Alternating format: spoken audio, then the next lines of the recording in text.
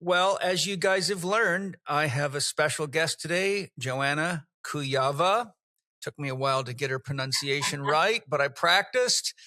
And I'm super excited to share Joanna with you. She's an expert on the entire goddess tradition. It's been the field of a lot of academic study, but also I was super impressed listening to her interview with Jeffrey Mishlove on the new Thinking Aloud to hear that she is, like me, very involved in work in the astral dimension, remote viewing, and has had the experiences of meeting a lot of the goddesses in person. So what really struck me about Joanna is that she's not just cut and pasting from other academic sources. She's actually checking this out personally with what Steiner would call spiritual investigation, which, as all of you that listen to me regularly know, is the way I do things. So I really wanted to have her on the podcast because she is going to help us understand the divine feminine goddesses and the need for the return of the feminine in very realistic and practical ways. And I just think that's super important right now because if we're not careful, the men, especially the men that are lopsided in the head at the top, are going to destroy this planet. I don't think I need to convince you of that. So, Joanna, it's a great pleasure to have you on Spirit Gym with me. Thank you, Paul. It is wonderful to be here. Thank you. Thank you. What is your accent? My accent is probably Polish. Oh, cool. Very nice. I get to interview people from all over the world, so I'm always curious what the accents are. To begin with, Joanna, I'd love it if you could share a biographical overview of your personal and academic development, what skills you developed that help you confirm and expand your exploration of the goddesses throughout history and today, and what is most important to you in your life at this time. Wow, this is really a big question. So fire away, baby. Right from the beginning to the end, there is a lot there. So especially for someone who has lived and continue to live, an interesting life. So that usually means a lot has happened. Excellent. So at the moment, maybe I'll start where I am at the moment. At the moment, I live in subtropical Australia, in Brisbane, with my partner and a dog, Charlotte. And I would consider myself an author, scholar, and spiritual detective. Perfect. And I'm primarily probably now a spiritual detective, although I really value my my big dream, of being an author, and something that I was, I think, karmically born also to be a scholar, right? So I'm using my scholarly training because I work as a tenured academic, which means I actually have a full-time, continuing job. To actually do my own private research. So I function in two ways. As you know, academically, I do what I have to do, and I do it well. But most of the time I use my academic training to understand what's going on around us and what's going on with us spiritually. And that's why I call myself a spiritual detective. And my writing has turned and evolved from being a literary writer to writing about spirituality and goddesses. You're a great writer, by the way. Thank you. From reading your book, The Other Goddess, it was really like I was listening to you talk, which I really like. It feels like I can connect to you better through the words. It was really like you were there in the pages with me. Thank you, because this was my intention. The whole thing. So what do I want to do now? I really want to connect with people on their journeys and share my own journey and maybe even create a form of community. But I do not see myself that much as a creative community, as a spiritual detective and an author, which means you have to allow me to go into the wilderness of esoteric teachings, Perfect. Discover what's going on there, experience what's going on there, because it's not only scholarly. In fact, I'm using my scholarly training to understand what I experience spiritually and what other people experience spiritually, to almost frame it in this way. But spiritual experience is at the forefront of my life, and understanding it and deepening it. So, so this requires that I cannot be present all the time, and this is my issue with social media, which is basically you have to be there all the time and you have to be regular. And I took 6 weeks or more off, although, I'm busy with promotion of my new book, Alien Goddess, because I thought, okay, I have to step away from this treadmill for a while and understand what is my relationship with this work, right? Because it is so easy to get caught up in social media, because it's beautiful, because you can connect with other people and so on. But when Yeah. it starts to run your life, this is what the algorithm wants. And I Oh, think that yes. the algorithm is actually, and this is what I discuss in my new book, the opposite of goddess consciousness. Yep. So I thought I have to embody what I preach, what I write about, right? So I Thank you. decided that I will go deeper. So I even posted on my Facebook, I will go deeper and I will share with you what I am doing. But that doesn't mean that I'm going to be there, all the time and every day, because there are two things there. Not only it takes away from my own journey, but also it takes away from your journey. Because if Yeah. you constantly have to watch what everybody says, even if people you like or admire or respect, then what happens to your own personal journey? Personal Mm-hmm. journey is really an inner job, right? Amen. So you need the time to work on yourself as well. So as we go away, like I go on my journey and people who read my book go on their journeys, we come back and I said, okay, I'm ready to share something new. So I want to be there when I actually have something to share that I find meaningful, rather than feeding an algorithm. And I think so. So I kind of may perhaps digressed. So for people who want to know, I was born in Poland. It was still communist times. And I left very early on. After the first year of university, I was studying philosophy. And I went to Sweden, I went to Paris, and then I moved on to Canada, where I got most of my degrees at the University of Toronto, which is a wonderful university. I had a beautiful intellectual and spiritual experience there.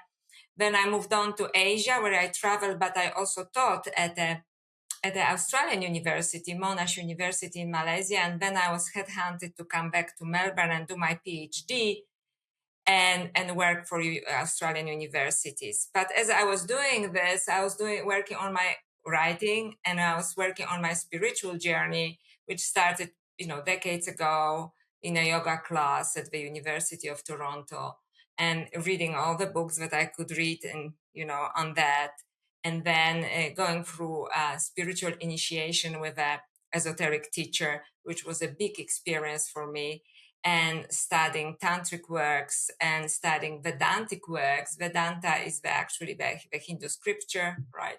And Mm-hmm. all esoteric traditions. And eventually I was introduced to the Gospel of Mary Magdalene and the Gnostic teachings, which also changed my life. So I moved away a little bit from Hinduism, because I started to study very deeply the Gospel of Mary Magdalene. And this is how I actually discovered the lineage of goddesses and priestesses that I believe that Mary Magdalene belonged to. So this is basically a topic of a book that you showed me that you've read, The Other Goddess. And then I moved on to Alien Goddess, because I was actually Alien Goddess, which is my new book, is very different from The Other Goddess, which is, it was fun to just write it. But Alien Mm-hmm. Goddess, I was basically told to write it. Good. So, Glad you listened. but once you allow yourself to this kind of flow from the source, it has no mercy upon you. No, it can be pretty intense. It is intense. So yes, I researched a lot. So it's not, just channeling is not just, I researched a lot, but it was a very extremely intense process. And what I now start to understand, because before I was just doing it, what I was told from the source, so to speak, it was that I needed to bring the teachings, esoteric teachings, especially of the goddess, esoteric teachings of the goddess, to the modern times. Because I think that we are going in a wrong direction, both with the teachings and with what's going right now. And what one of the major impulses towards this was that I have learned about what's going on with artificial intelligence. And some Mm-hmm. people that I truly admired, I think, completely lost the plot. Amen. Yeah, completely lost the plot. So it is the fall of the idols in a big way for me. And I realized, and I was given this knowledge, with this download, that artificial intelligence is actually the dead end of the masculine form of consciousness. And when I'm saying this, I don't mean anything against men, because both women and men have both feminine and masculine consciousness. And I adore men, I have a beautiful man in my life as well. But this kind of logical, rational thinking, devoid of intuition, of connectiveness, which I consider a feminine form of consciousness or goddess consciousness, takes us to the dead end for humanity and all nature and complete disconnect from the divine. And this is what artificial intelligence is already doing. And my greatest disappointment at the moment is that some people that I truly admired completely bought into this. And I decided, because for the first 3 months of my promotion for Alien Goddess, promoting the book, I was very diplomatic. And when I took this time off from all of this, I decided I'm over. It's over. The diplomacy is over. This is too important. And I'm going to say it as it is. So I've been doing the same thing. I have studied Steiner's teachings for probably 30 years, along with Jung and Wilbur and many others. And I did a podcast for 2023 that was a 5-hour special edition called Lucifer, Christ, Ahriman, where I featured Steiner's teachings on Ahriman. And I think AI is the incarnation of Ahriman. I really do. Absolutely. So we are on the same page, because in Alien Goddess, I actually have only one chapter on Steiner. But I say it is Ahriman. He has seen it, and I'm not a Steiner scholar. It is just so obvious, just knowing something about Steiner, like he got it. We precisely live in times of Ahriman. Yeah. It's I won't go off too much on that because we got so much to go through. But because you wrote the book Alien Goddesses, which I haven't had the time to read, but I listened to your interview with Jeffrey, so I've got a good sense of you. I wanted to share an experience that I had because it's right up your alley, so to speak. I do a practice in my early morning as my spiritual practice called heart breathing. And what I do is I imagine that I'm standing in emptiness or in the center of a sphere like the sun. And as I inhale, I visualize God's unconditional love filling my heart and filling my being. And I visualize it as vibrant green light to get the healing and balancing effects of green. And I say to myself, I breathe God's love into my being. And then on the exhale, I hold the intention. As I exhale, I give God's love to all beings in all places, in all times, in all dimensions. And I've done many, many spiritual practices in my life. I'm probably a fair bit older than you. I'll be 65 this year. And I began early at 12. My mom joined the Self-Realization Fellowship. So I've had a lot of time to do a lot of practices. But oftentimes I get visitors that just show up inside of my field. I'm clairvoyant, so I see them. And I'm going to tell you about 2 of them because I would love to hear your thoughts. One time, this is about a year ago, I was just deep into the practice and I get very blissed out. And all of a sudden I felt like somebody was staring at me. And in my third eye, I saw a man that was clearly an alien with huge eyes and a kind of a bald head like mine, but a small face and a small body. And I looked at him and I said, "Who are you?" He said, "My name is Amor." And I said, "Oh, well, why are you here?" He said, "Because we can see you. We're watching who are the people on the planet that are sharing love in the world, and we're supporting you to bring balance and harmony to the planet because your race is in trouble, and we're here to support you." And so the conversation went on, and I said, "Well, can you show me anything about your people?" He said, "Yes. Would you like to come with me?" So he transported me into what was a massive ship type thing. You know how the UN has all the seats around a circle kind of thing? Like there's a podium and it's like almost like an auditorium. There were hundreds of beings just like him watching these screens, and whenever a person was expressing love, it would light up almost like a GPS tracker. And then they would channel their intention to support those people in loving more. So he explained the whole thing and showed me how it worked. And I thought that was just wild. And he'll show up occasionally just to say hello. And he was encouraging me to keep doing my heart breathing. And he was confirming that it is having a non-local impact and congratulating me for teaching my students that practice. Then another time, again, I was just deep in my practice, and all of a sudden this beautiful woman appeared sitting in the center of a giant white lotus flower. I mean, a massive lotus flower. And she was blue, like you see Krishna painted, but you could see through her almost like she was translucent. And I said to my soul, my God, what am I looking at? And my soul said, you are looking at the spirit or the oversoul of the Milky Way galaxy. And I said, really? I said, can I meet her? And my soul said, yes, just bring your attention to her and move yourself toward her in your spirit body. So I moved closer to her, and she opened her eyes out of this deep meditation. She smiled at me and she said, hello, Paul. And I said, hi. I said, I don't know why you showed up inside of my field in my meditation. She said, because I'm aware of your intentions. I said, may I ask your name? And she said, my name is Mother Amor. And I'm like, wow, I had an alien being named Amor. And then I had this thing. And so I actually was so blown away. I painted it, and it's on my wall, but she is the consciousness of the galaxy. So because you're writing about these things, I just couldn't resist the chance to share that with you. So these are, so this is very beautiful, and it's wonderful that you had these experiences. And I think that actually, I think we have this kind of experiences more often that we want to admit, simply because they are outside of our regular field of perception. So we dismiss them as a dream or, some vision in a meditation, when in fact, especially in the new book, I argue that these are really experiences. And they happen very much real. And they happen in the liminal spaces or imaginal spaces. I give a definition of how different they are.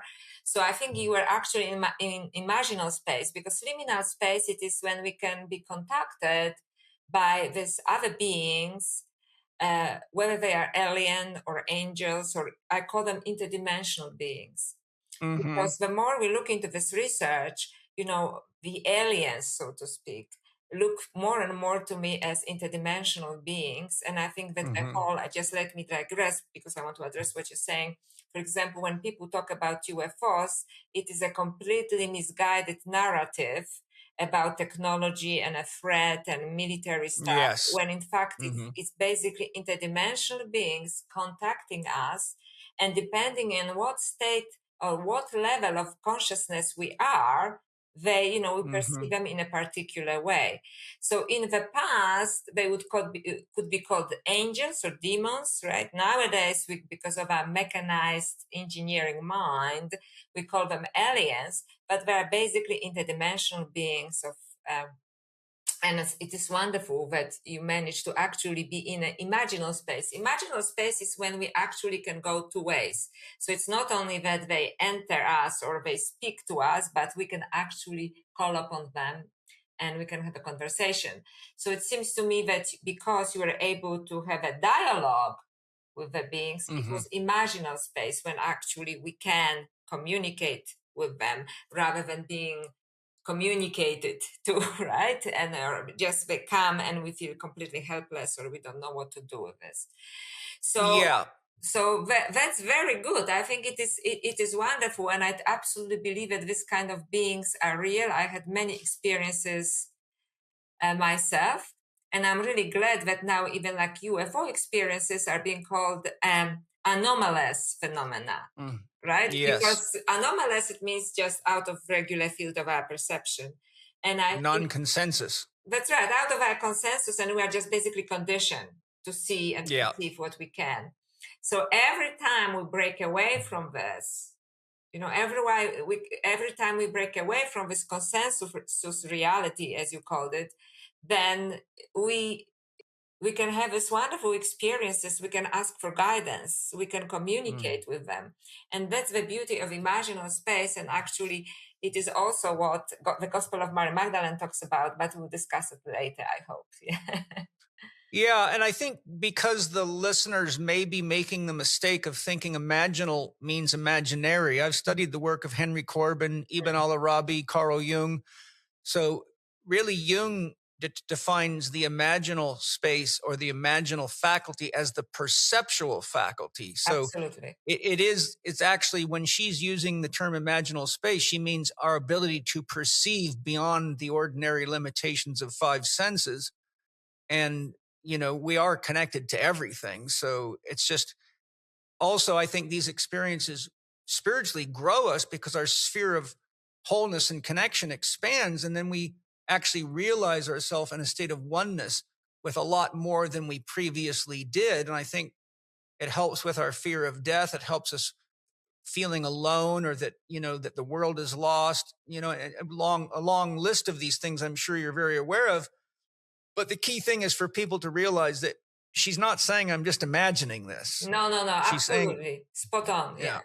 So yeah. imaginal is actually, and maybe when we start talking about the Gospel of Mary Magdalene, it is the third level of consciousness, which allows us to enter the different field of perception, which is absolutely real, but is above, the Right. material 3D perception.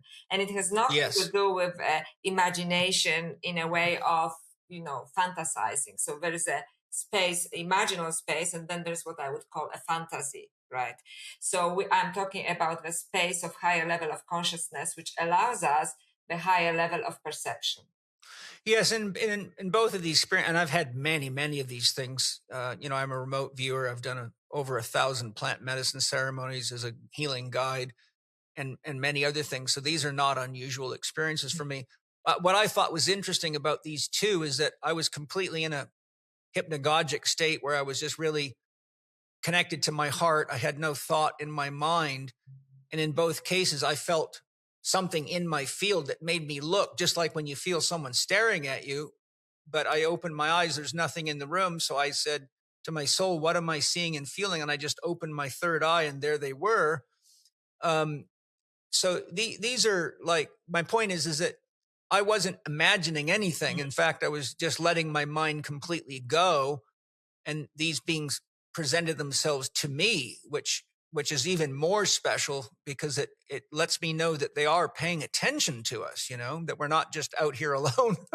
Absolutely. And I like what you said, when I let my mind go. And this is the key to the whole thing, because the mind has very limited field of perception. And once we can move away from that, and I would just, as a keyword, but it can be defined in many other ways, call it goddess consciousness. But basically what I mean is like opening the field of our perception.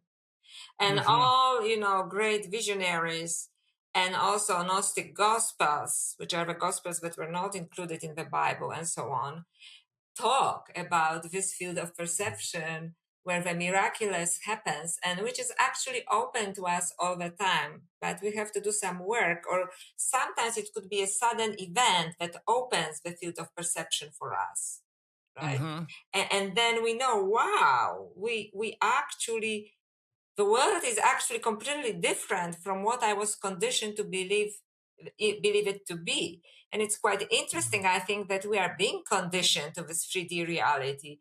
And that's another field of discussion why we are so conditioned. But we don't have to. We can move on past it. Yeah, I have a lot to say on that too. It's very thoroughly covered in my Spirit Gym program. It's these things are all beautiful and important. And I'm glad to see more people realizing the limitations of organized religion and moving into spirituality. I must say, though, that I almost vomited when I read about the first AI church that's been started by one of the AI founders, and on and on with that. But I'd love it if you could define what a goddess is and the difference between goddess with a little g and a goddess with a capital G. Health isn't just one thing, it's everything working together. And one of the fastest growing areas in health and wellness is integrated health, the middle ground between fitness and rehab. People who follow this path see real long-term results. And this field provides amazing opportunities for those looking for a career change or upgrade. If I've already piqued your interest, go to paul.chekinstitute.com/Spirit Gym to learn more about the brand new Chek Integrated Health Foundation program, or tap the link in the show notes. The Chek Institute has been educating Chek practitioners for over 30 years. They learn a step-by-step system that integrates advanced assessments, functional movement, and lifestyle coaching as a unified approach, allowing them to help their clients find lasting success that simply can't be achieved by just following a single pathway. But sometimes getting started on a new path can be challenging. That's why we created the new Chek Integrated Health Foundation program, building on Paul Chek's system that's been refined for over 30 years and practiced by more than 70,000 Chek-trained professionals worldwide. It's self-paced with lifetime access, community, payment plans, and limited time bonuses. When you complete it, you'll be able to run a complete client process, screen lifestyle factors, assess movement, design client-centered plans, and deliver a high-end service session after session so your work becomes referable, respected, and built to last. So whether you're looking for a career change and wanting a roadmap, or you're a fitness trainer tired of commoditized sessions, or maybe a medical professional frustrated by poor follow-through between appointments, the new Chek Integrated Health Foundation program can help you find success and fulfillment. Go to paul.chekinstitute.com/Spirit Gym to learn more about the brand new Chek Integrated Health Foundation program, or tap the link in the show notes.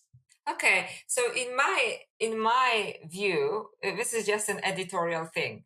So for me, a goddess is always capital G, because a goddess is capital G. Sometimes, we can use like a goddess in a joking way, So this is what I mean. But for me, goddess is always as a capital G, actually, goddess, because it's.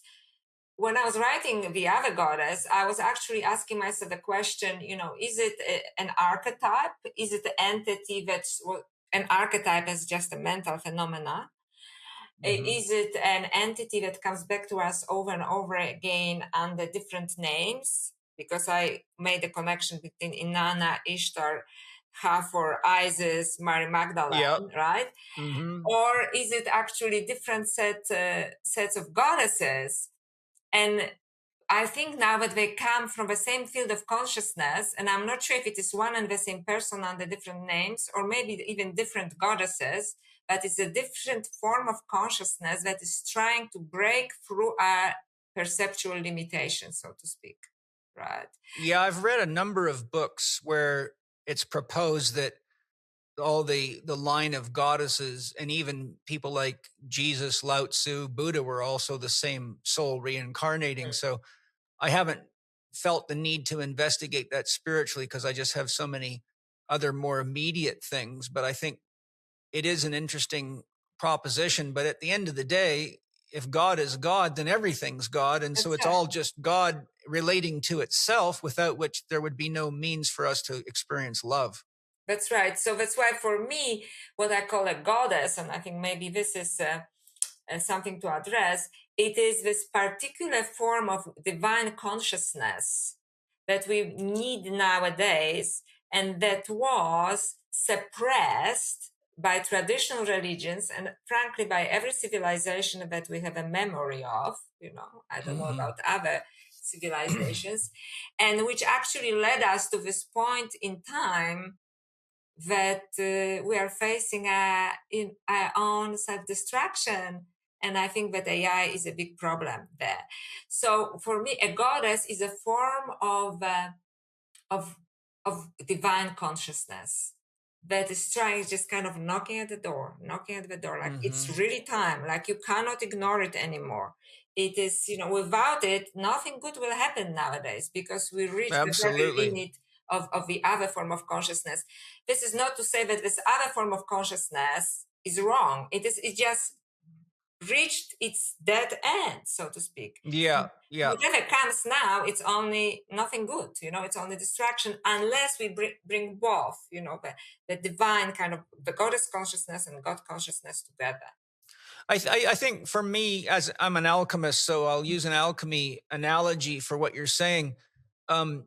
If you think of masculine energy as fire and the feminine as the wood or the fuel, I think we're so hot that we're running out of nature to burn. Mm-hmm. And that if we don't have the return of the goddess energy, the feminine energy, then the fire will consume the planet. And that masculine energy is extremely dangerously consumptive. I read a book called The Web of Meaning by Jeremy Lent, which was fantastic. And in the book, he showed that current research shows that humanity is extracting at a rate of 1.75 to 1 being what nature can regenerate naturally, and that we've been doing that for over 50 years at that rate. Yes. So you don't have to be a mathematical genius to say, okay, well, we're going to run out of everything really soon. And when you got people like Bill Gates and all these other guys turning everything into a shopping mall, including nature, and selling you everything under the sun with slick AI ads, people are actually just spending themselves and purchasing themselves right into non-existence. And that's absolutely true. And I've learned it only after I already, Alien Goddess was published, which discusses AI as well, that actually AI uses so much of our energy and water. Tremendous. Because it needs a very clean water, like high quality water, to actually, keep up. Cool. Yeah, that's computers. right. And so we are like raping nature, raping the planet's resources for this stupid thing, And all of these stupid people, I'm sorry, because I'm just horrified now, who just buy into it. And also at universities and everywhere else, like it is like the most wonderful thing that we are doing, it is not. But I'm not. It's a disease. It's a disease. But what worries me really, and this is where we're again on the same page, people actually worshipping AI. And then when I started to talk about it, I got, so many trolls. I got so much, threats from it. Yeah. And I noticed that some people who are now really visible on the internet, these are the ones that are promoting AI as a spiritual tool or even as a god. And people such as, even Joe Rogan once recently said, that AI is not Christ consciousness, but AI will build Christ consciousness. No, I know he's confused. I feel sorry for him. He's and confused. When I saw it, yeah, I saw Deepak Chopra's whole thing, and it made me sick.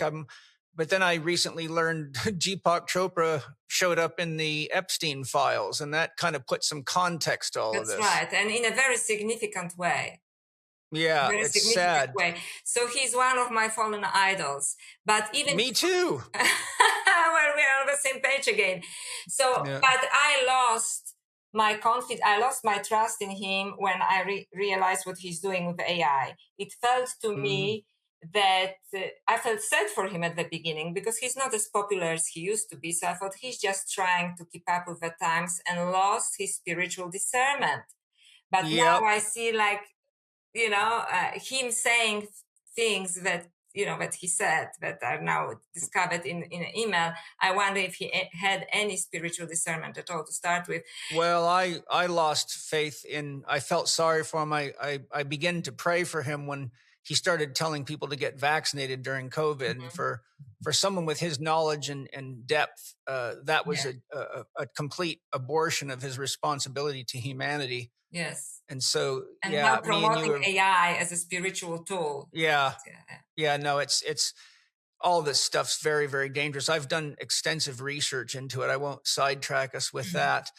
I think most of the people that listen to my podcast are pretty hip. I've had many experts on AI and all sorts of stuff. I had an expert who's an AI developer. I had I'm forgetting his name, the guy that invented the computer chip. I'm brain farting right now, but very famous guy's written a couple of great books, and talking to him about whether AI could become conscious, and he said flat out no. But what to move forward into this beautiful topic that you're such an expert on, what are the qualitative differences between gods and goddesses? For example, Jung said that because we've lost connection with our guiding myths, the gods have descended into our solar plexus. How may we experience the difference between a god and a goddess within our solar plexus?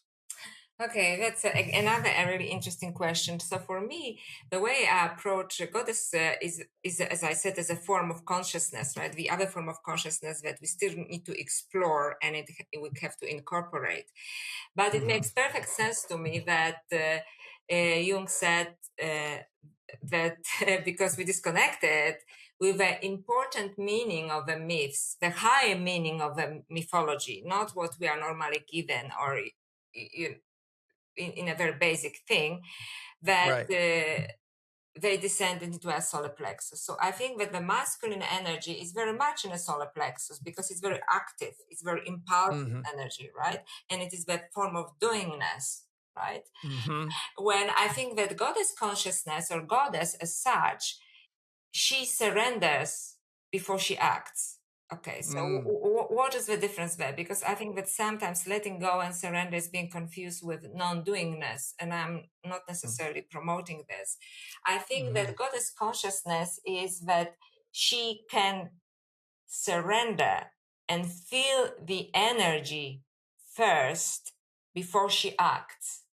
Right? Very wise. So rather than just, hopping into the action, so to speak, right? Yeah. So this is the surrender. You still do things, right? You still go into action, but after you reconnect with the source, with the field of energy. So that's why there's no coincidence there that the goddess is also called in esoteric Hinduism Shakti, right? Shakti is the life energy. Right? Intelligent energy. Very intelligent energy, which anybody who had a strong Kundalini awakening understands, right? So this kind of goddess connects with this energy before she acts, right? So it's a surrender, and the action is very much about connectiveness, so it's not like, okay, the goddess acts in a spiral way, right? Yes. Which is the kind of feminine form of consciousness, when the masculine works in a very straight line, right? So recently when I was meditating, I had this wonderful vision that male consciousness is more like the river Nile. It just goes straight through, right? It's very straight. When the female consciousness or goddess consciousness is more like the Amazon. It spreads. Winding, yeah. Yeah, and gives life everywhere, right? So I think that I have very strong male consciousness within me too, which is, good and bad. And I have to work with it as well. And I have to remind myself, that things do not happen in a straight line, right? Yes. Because we are so addicted to reasoning. So for me, God consciousness or male consciousness, small g, right, when we talk about gods and goddesses in this way, is going, is basically going straight through rational logical mind, when the goddess consciousness is going through the intuitive form of mind, which is not completely explored by us yet. We are just kind of walking through this consciousness almost like being in a dark room, right? And we are discovering and exploring. But I would really encourage people to do this, because it's also a very seductive kind of consciousness. You just you just have to look for it, right? You have to surrender to this a little bit, rather than being also concerned with the immediate results of our actions, which is often not easy in our world, right? No, my feeling is that the goddess consciousness is more heart oriented, and the male or godlike consciousness is more head oriented. Absolutely. I think that's why I call it intuition. It's more of an intuition, which is more holistic and more heart oriented rather than rational and and logical consciousness. It's like Zeus lives in our head and Aphrodite lives in our heart. As a metaphor. As a metaphor, yes. Joanna, Jung wrote a lot about the challenges created by the lack of the divine feminine in the Christian Trinity. Personally, I feel the ramifications of this imbalance are strongly presented in all the Abrahamic religions. I was deeply saddened when I read Merlin Stone's excellent book, When God Was a Woman, and it left me wondering why any woman would ever want to be part of these religions. Can you share your thoughts on the distortion of the Christian Trinity, why there's still such an inequality of rights, care, and practices between men and women, not only in the Abrahamic religions, but many of the world religions? And what can we all do now to transcend the dogma and help religious viewpoints and practices become more holistic? That's another wonderful question. And thank you, Paul, for this. And it's quite interesting that traditional religions actually are resurfacing. There is a kind of strong turn towards even Christian fundamentalism, right? Even in the US right now and so on. So I can share my thoughts on that when you're done. Okay, that would be really good. So I think that not only all religions, but also all civilizations suppress the feminine simply because they had some sort of understanding how powerful it is. Mm-hmm. But it's a powerful in a very different way than the masculine power, right? Which can be counteracted with like more strength, right? For example, this is a very, from that point of view, it's a very wild energy, right? Because it goes in many places, like the Amazon River, right? It's not going in a straight line. So they suppressed it because they knew that it was very powerful. They suppressed it because they did not understand it. And most of all, they suppressed it because they were afraid of it. Yes. They were afraid of it. Well, I think anyone that has read the Tao Te Ching learns from Lao Tzu that water always wears out the stone. And so, the men are the kind of the hard ass kicker, get it done, don't complain, suppress your pain. But the reality of it is any man who's ever really been in love with a woman knows that just give up. You just get ready to just, let love take over. Because if you try to control that relationship, I have 2 wives, so I'm pretty well schooled in this. And, like there's no way I can wield masculine power in the house unless I want to starve to death and sleep alone. And also, I'm married to 2 of the most intelligent, beautiful women I've ever met in my life. And they make my life so much more round and so much more full. And I learned so much. Angie's a shaman and a very powerful one and an expert in biogeometry and a nutritionist. Penny's got 3 master's degrees and she's a pilot. So, any guy that thinks he's badass around here is going to get leveled very quickly. And there's the feminine power, and my point is I don't push back against it. I embrace it because I can't even imagine my life without the beauty and the abundance and the connection.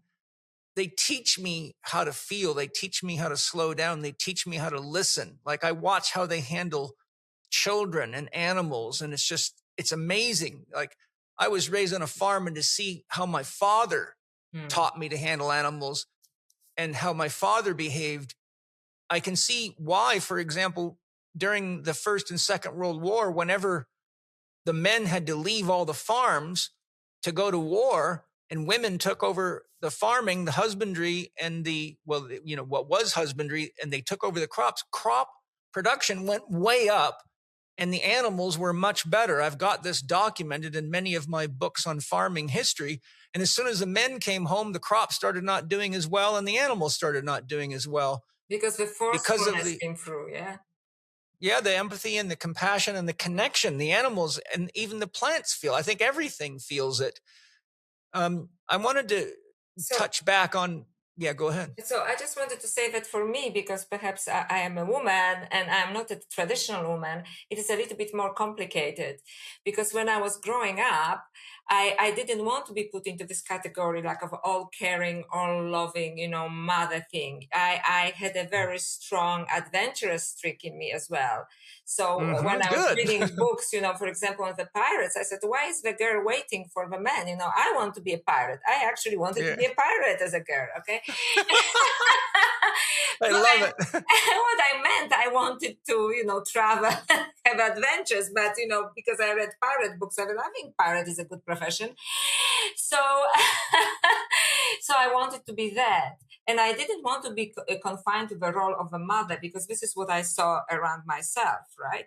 So I think that feminine is also more than that, I just want to say. So I explore the more kind of complex and maybe more wild feminine, and before, like now in my later age, right, and my later years, I am now being that, I'm very much nature oriented and so on, but I was not always like that, right? You want to be Jane of the jungle. Yeah, I was. And I don't regret a single moment of it, because whatever I did in my life, I took it to the limit. So I know that I will die regretting nothing. It's not me too. Yeah, that's fantastic. That's fantastic. Who wants to die knowing they haven't lived? That would be the ultimate torture right there. That's right. Because what I'm concerned with when we speak about feminine, the way that, you so beautifully spoke, that sometimes that, especially traditional religions or any religions, they put into a woman into the mother carrier, paradigm. And in the other goddess that you read, I said, like, I cannot agree with this, because I'm just not that. Only now in later years I have become like that, right? More and more. But that's not actually the core of who I am. Okay. No, and just to be more complete, Penny and Angie are very much like that. Penny personally led an expedition to the top of Mount Kilimanjaro with one woman in a wheelchair and another one with an amputee. I conditioned them all for the journey. But Penny, we have a video documentary of this. Penny led them all. And I think this woman in the wheelchair was like only the second person in history to make it to the top of Mount Kilimanjaro. And Angie's also a badass when she wants to be and explores lots of things. So yes, that was what Jung would call the animus in you. Yes. Well, yes, you. But I love you. But I'm sometimes thinking, because then it assumes that it's a masculine quality, right? I'm not so sure. I think that there is this kind of wild aspect of the feminine. For example, in Hindu archetypes, it is also described, like, for example, Durga or Kali. Right, Kali, which is a very erotic, also and tantric goddess, right? Which very often brings awakening of the Kundalini energy and so on. However, just for especially younger women that are listening to this, that are really much into the goddess Kali, I would like to caution them that goddess Kali is supposed, traditionally, and in esoteric teachings, you call upon her only when you need it. So, for example, in my life, when I was moving away from a bad relationship, and I thought that nobody around me could give me the strength to do it, I turned to Goddess Kali. And suddenly, I could do this, right? But then you call upon this archetype, and then you let go of this archetype. It is not something that's supposed to be lived at all times, okay? Because it can be a very dangerous archetype, in a sense that the problem with Kali, it is that because she's so enraged by the injustice, that in mythology, she starts to destroy everything. Yes. So, and I think that part of womanhood at the moment is going through this, right? But we have to remember that this is not the purpose of being a woman. This is not the purpose of being a goddess. This is just an archetype when you call upon, when things have to be fixed, justice has to be addressed, and then, we retreat to another archetype. Yeah.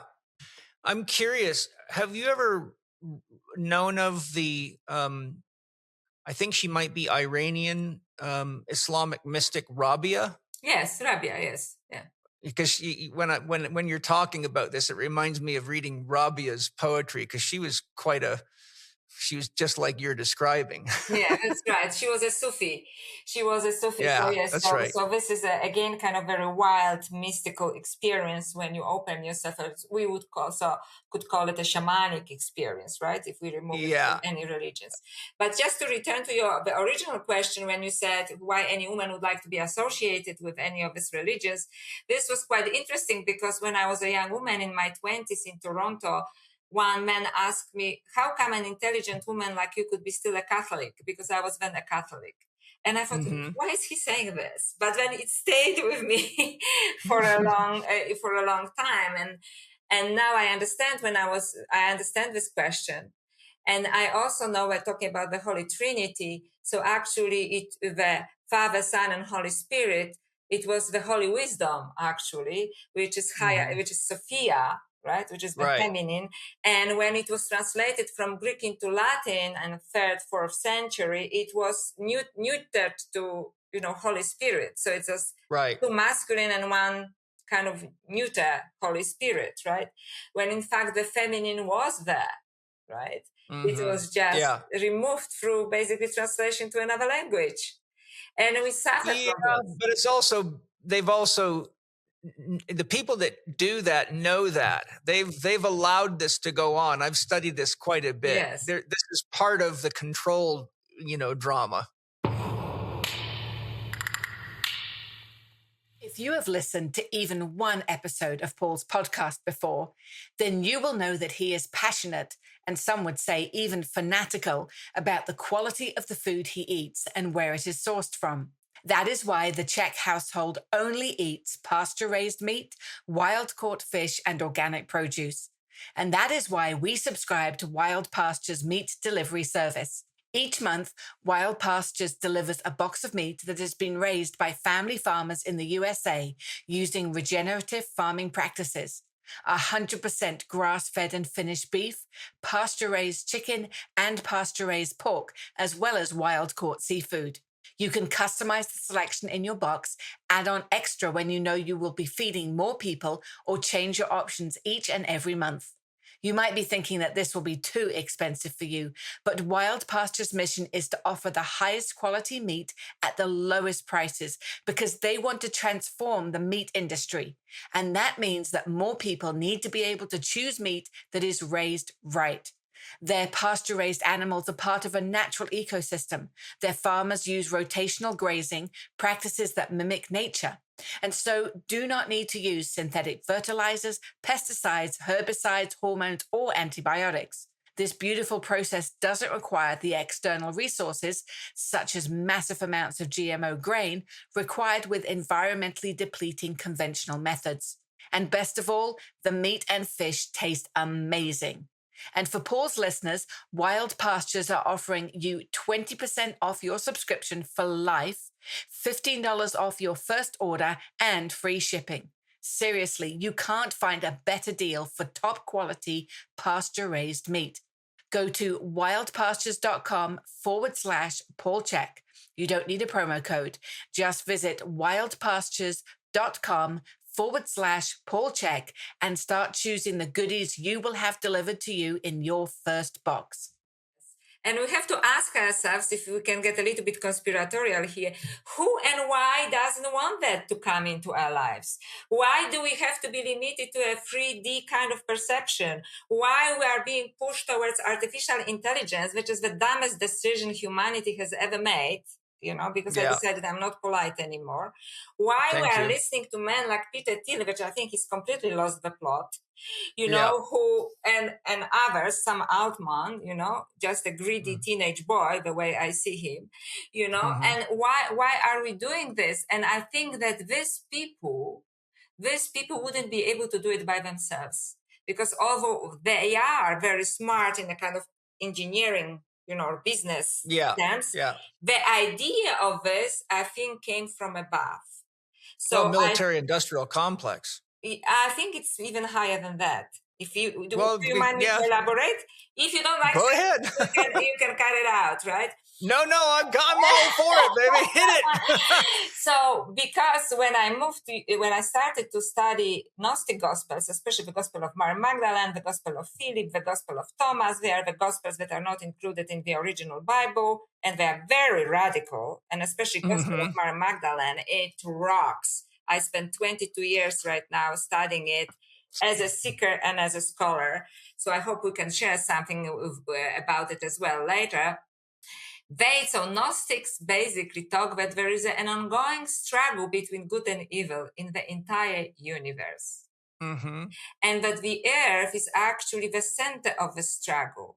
And that's why in his 7 Sermons to the Dead, Jung was saying that humanity is so essential because this struggle, which is both within our souls and externally, actually determines the fate of the entire universe.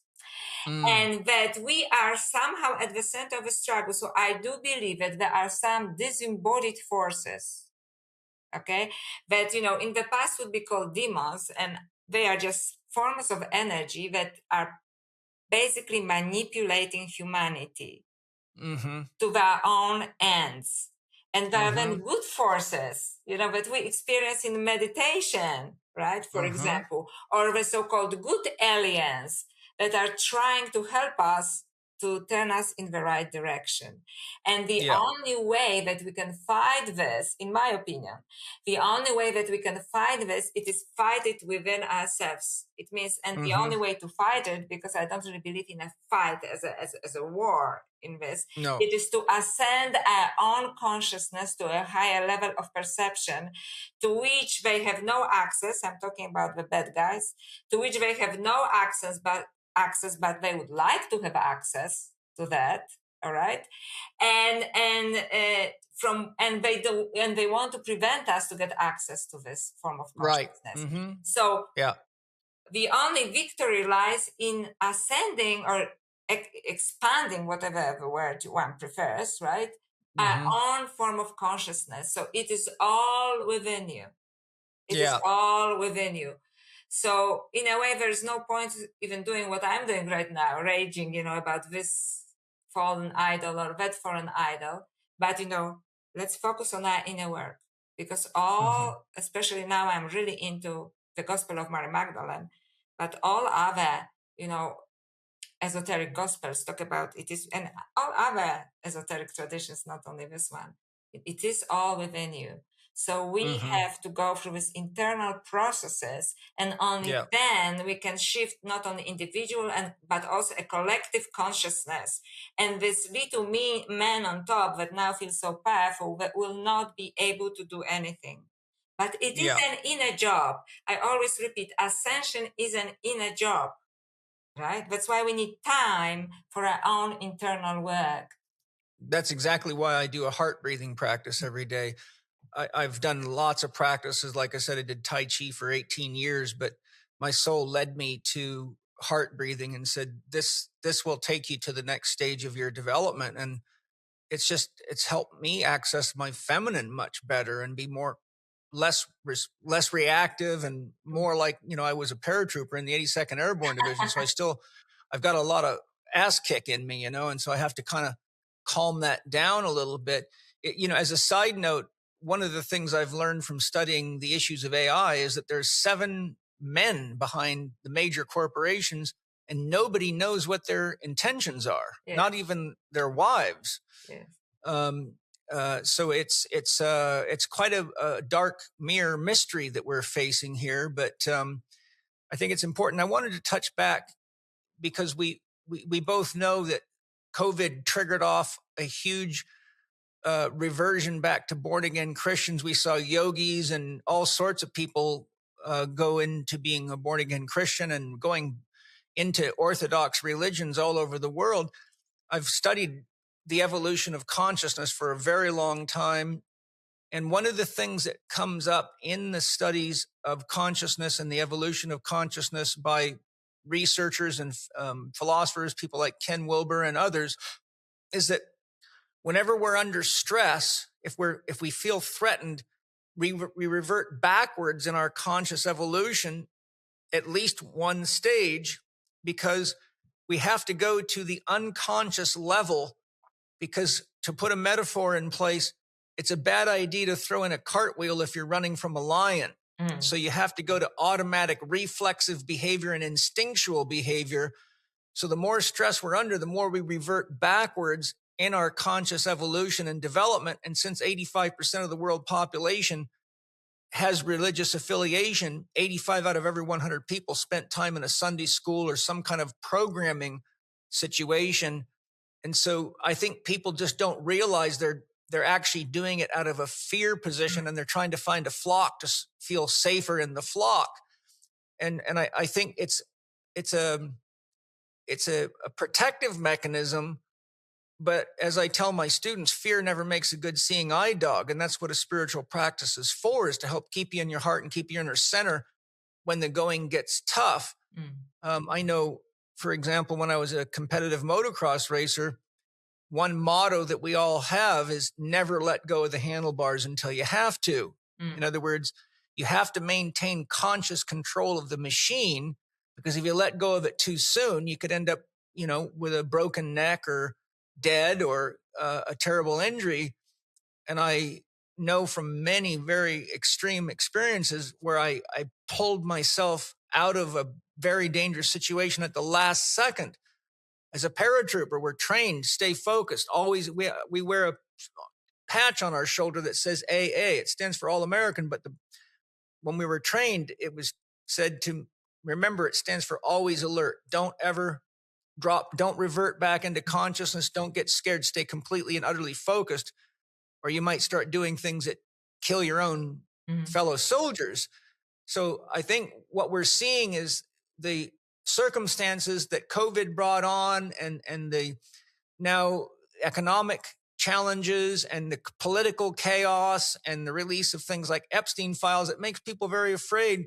So they have to run back into the cocoon that they thought they had grown out of. So anyhow, that's what I wanted to share. Yeah, and that's very insightful of you. However, and I completely agree with your analysis, it's very insightful.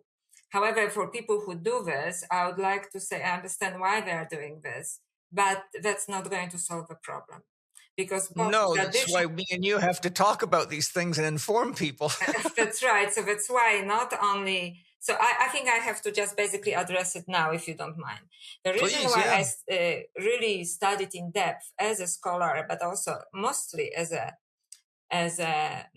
spiritual detective and a seeker, is the Gospel of Mary Magdalene. So let me tell you the story first, or the introduction. Yeah. So I was very happy, exploring esoteric Hinduism and Tantra, and I had very powerful awakening through tantric practices, which completely changed my mind, expanded my field of consciousness, threw me out of space-time continuum for a moment. Actually, I was in a state of heightened consciousness nonstop for 3 months after that. Has taught me that Eros is a very powerful source of enlightenment. And for some reason, Eros is extremely vilified, and I understand why. And also traditional religions focus on this. Eros is also being used by in occult for doing wrong things. So, and I'm going to now make a distinction between occult and esoterica. Occult is something that you use spiritual practices to the demonic end, to the dark end. You serve the dark forces, you serve the dark energies because you want to control something. And I'm going to discuss it in a moment. Esoteric sources are actually the hidden sources of the initiated that tell you how to ascend or expand your consciousness. And you can do it through almost anything you do. If you do it right, you can have it while eating pizza. Right? Yeah. It's anything can do this. But Eros can do this too, and I'm a best example of it, right? And I described it in my other book, The Other Goddess, right? So so everything that is good is either hidden in our current state of consciousness, or vilified, or even used by occult or people who I believe in control of everything that is going on right now are a big part of occult, you know. So I really have to now address the Gospel of Mary Magdalene, because for me it explains everything. In the Gospel of Mary Magdalene, she describes 4 levels of consciousness. Okay, 4 levels of consciousness. And in the first level of consciousness is a 3D consciousness. So basically everything is just physical, mathematical, you know, it has to be repeated in the lab in physical terms, or it is not real. Everything that is important in our lives, including the beautiful experiences, spiritual experiences that you described, and I described many of my own as well, just are not real, because they don't fit into this, right? So they're hallucinations. They're hallucinations of, you know, something brain, God knows what happened there wrong, you know, and maybe you should take some, you know, Prozac or something so you don't have these experiences anymore. That's a different story, right? Like, so. Yeah, we got to keep you in the box. Yeah, you stay in the box, please, because, you know, like it's dangerous, you know, stay being the way you are, right?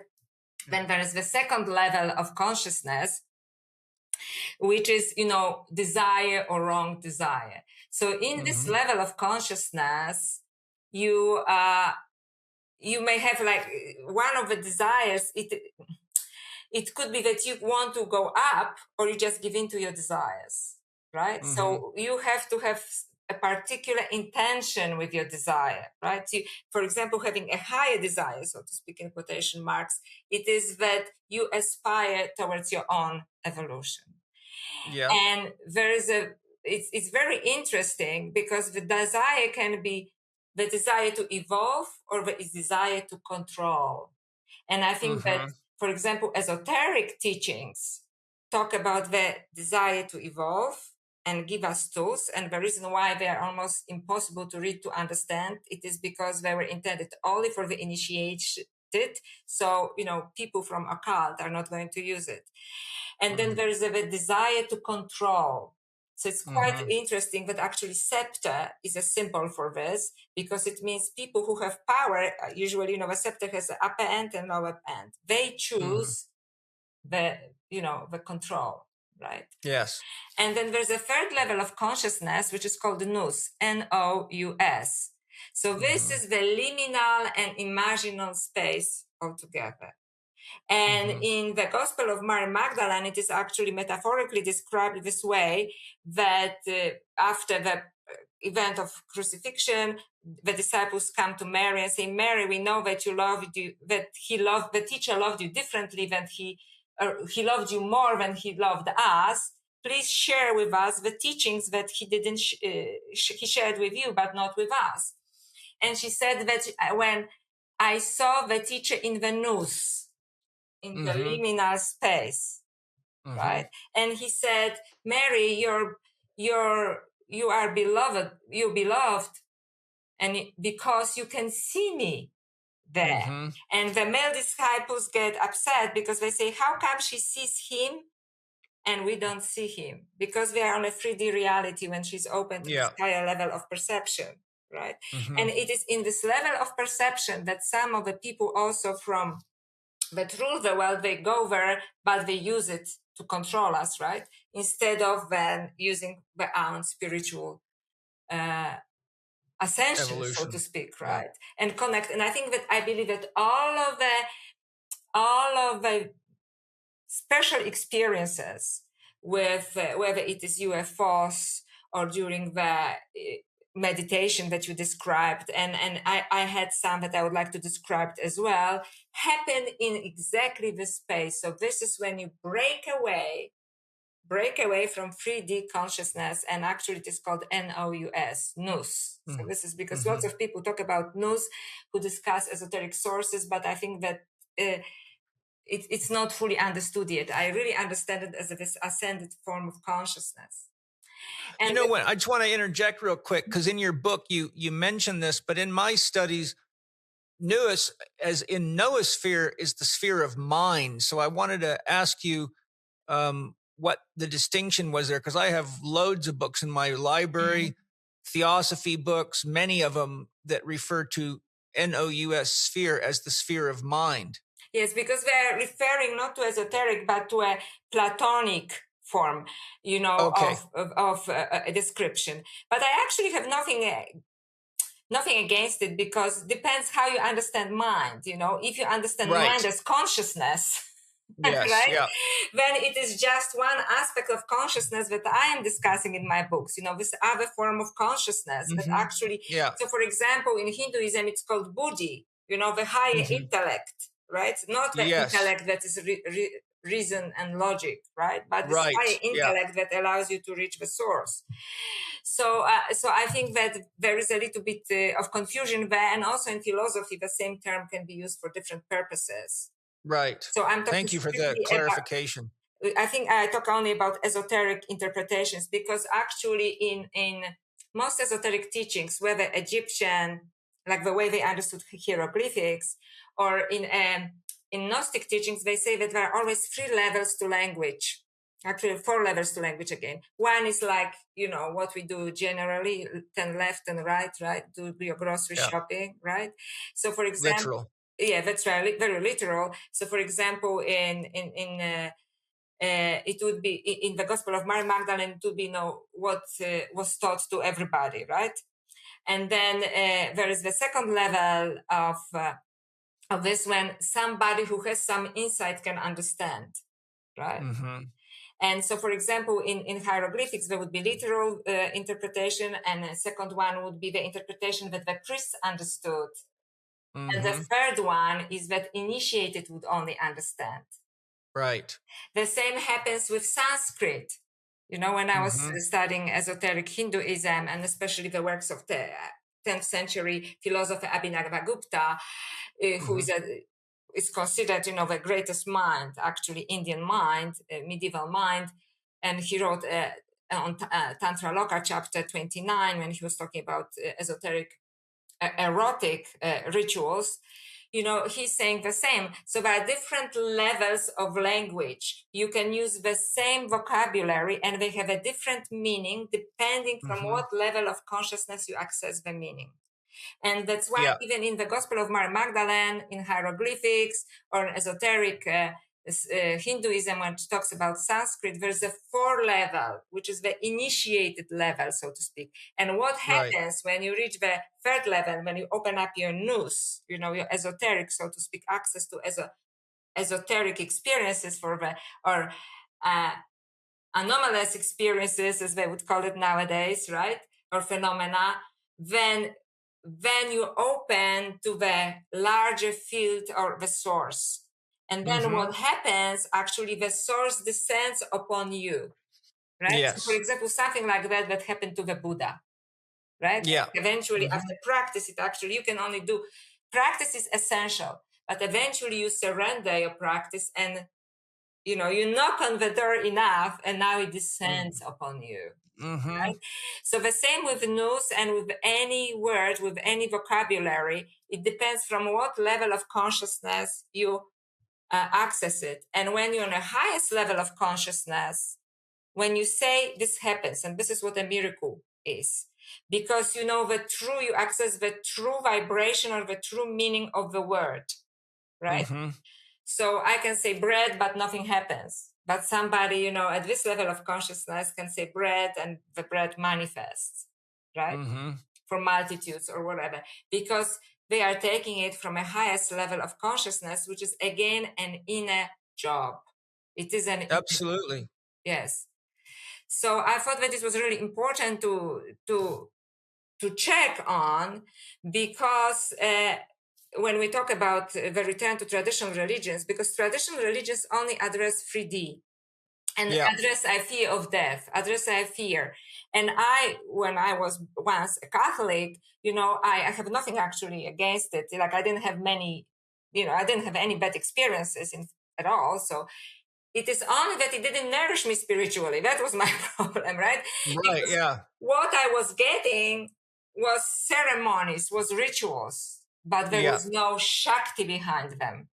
That's why Nietzsche said God is dead right there. That's right, because there is no Shakti. And once Yeah. when I was in a kind of an ashram, there was a very famous professor from Harvard who is a Catholic priest. I'm not going to expose him, but he's still active and he writes a lot on Hinduism. he went there and he said, oh, this is exactly what we lost in the church. Mm-hmm. You know, the energy of Shakti, which is this feminine, okay, you know, life-giving, powerful energy that is not suppressed for once, right? That is not suppressed for once. So the reason why people going back, and you are absolutely right, because they need some reassurance. However, it is like going back to kindergarten after you got PhD. You know, like that's exactly right. And that's why I say fear. Answers. Yeah. That's why I say fear never makes a good seeing eye dog. Yes. And it's so sad that so many of the people that society trusts as leaders and spiritual guides are actually falling right back as quickly as everybody else. And I think that's important too, because these times and situations allow us to see who the real hierophants are.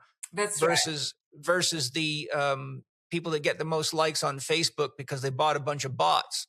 That's right. That's why I kind of withdrew after, you know, like madly promoting the book for 3 months. I withdrew, you know, because I thought, okay, what's going on here, right? I enjoy every interview, but I think I'm losing touch here, right?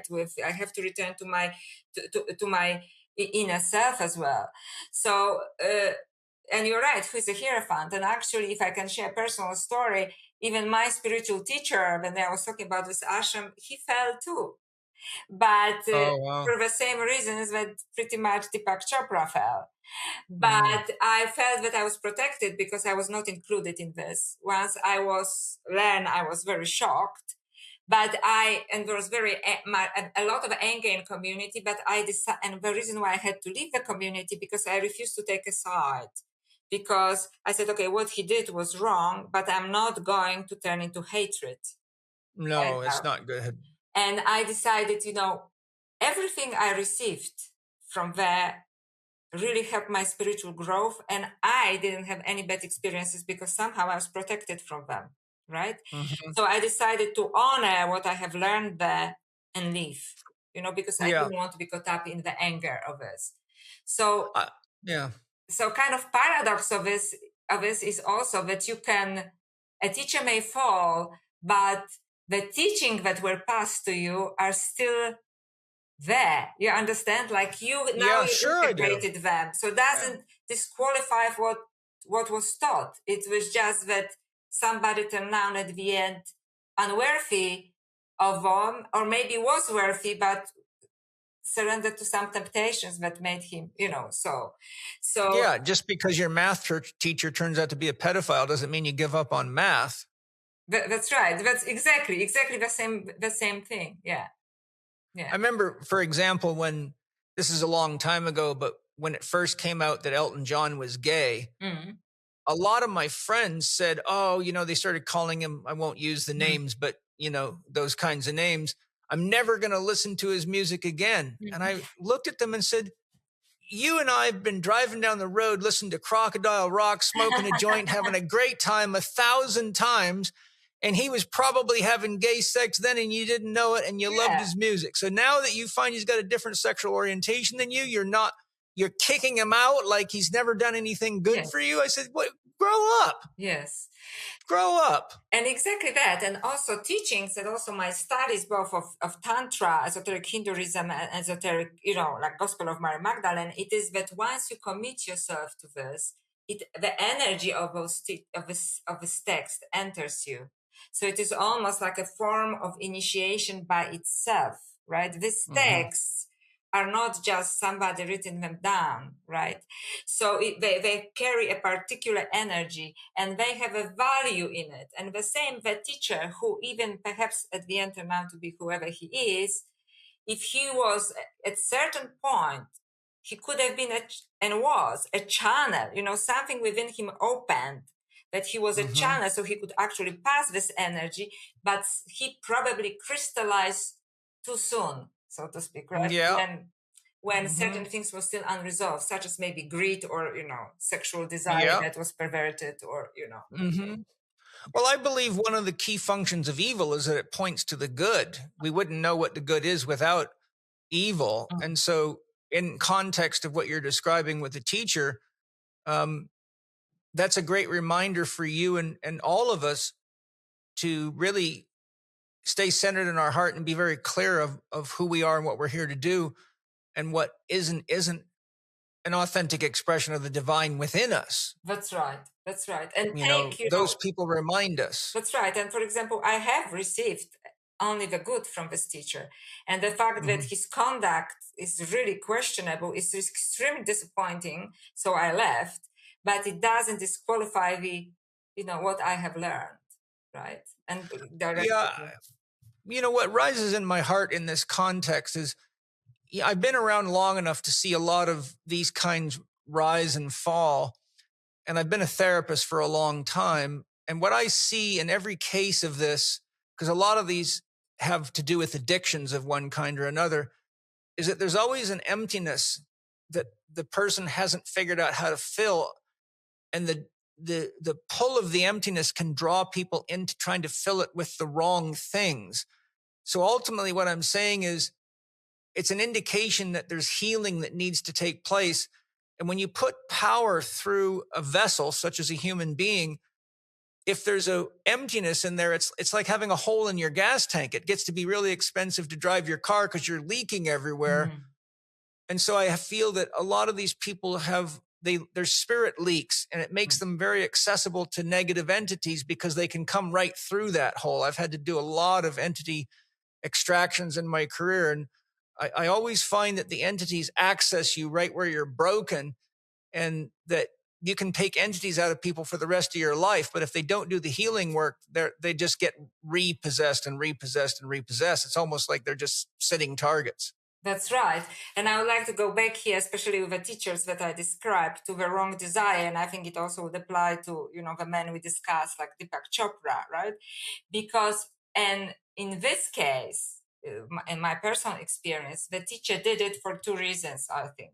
Not only that, kind of unbridled sexuality that is completely, he didn't control, but also because his teacher did it.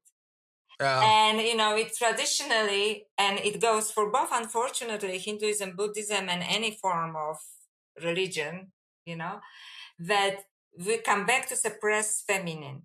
They knew that the power lives within the feminine, but they didn't want it to blossom. They wanted to use for their own enlightenment. And all of the Tantra, that is being abused. It comes, even Tantra Loka, the great spiritual teacher and a philosopher, Abhinavagupta from the 10th century.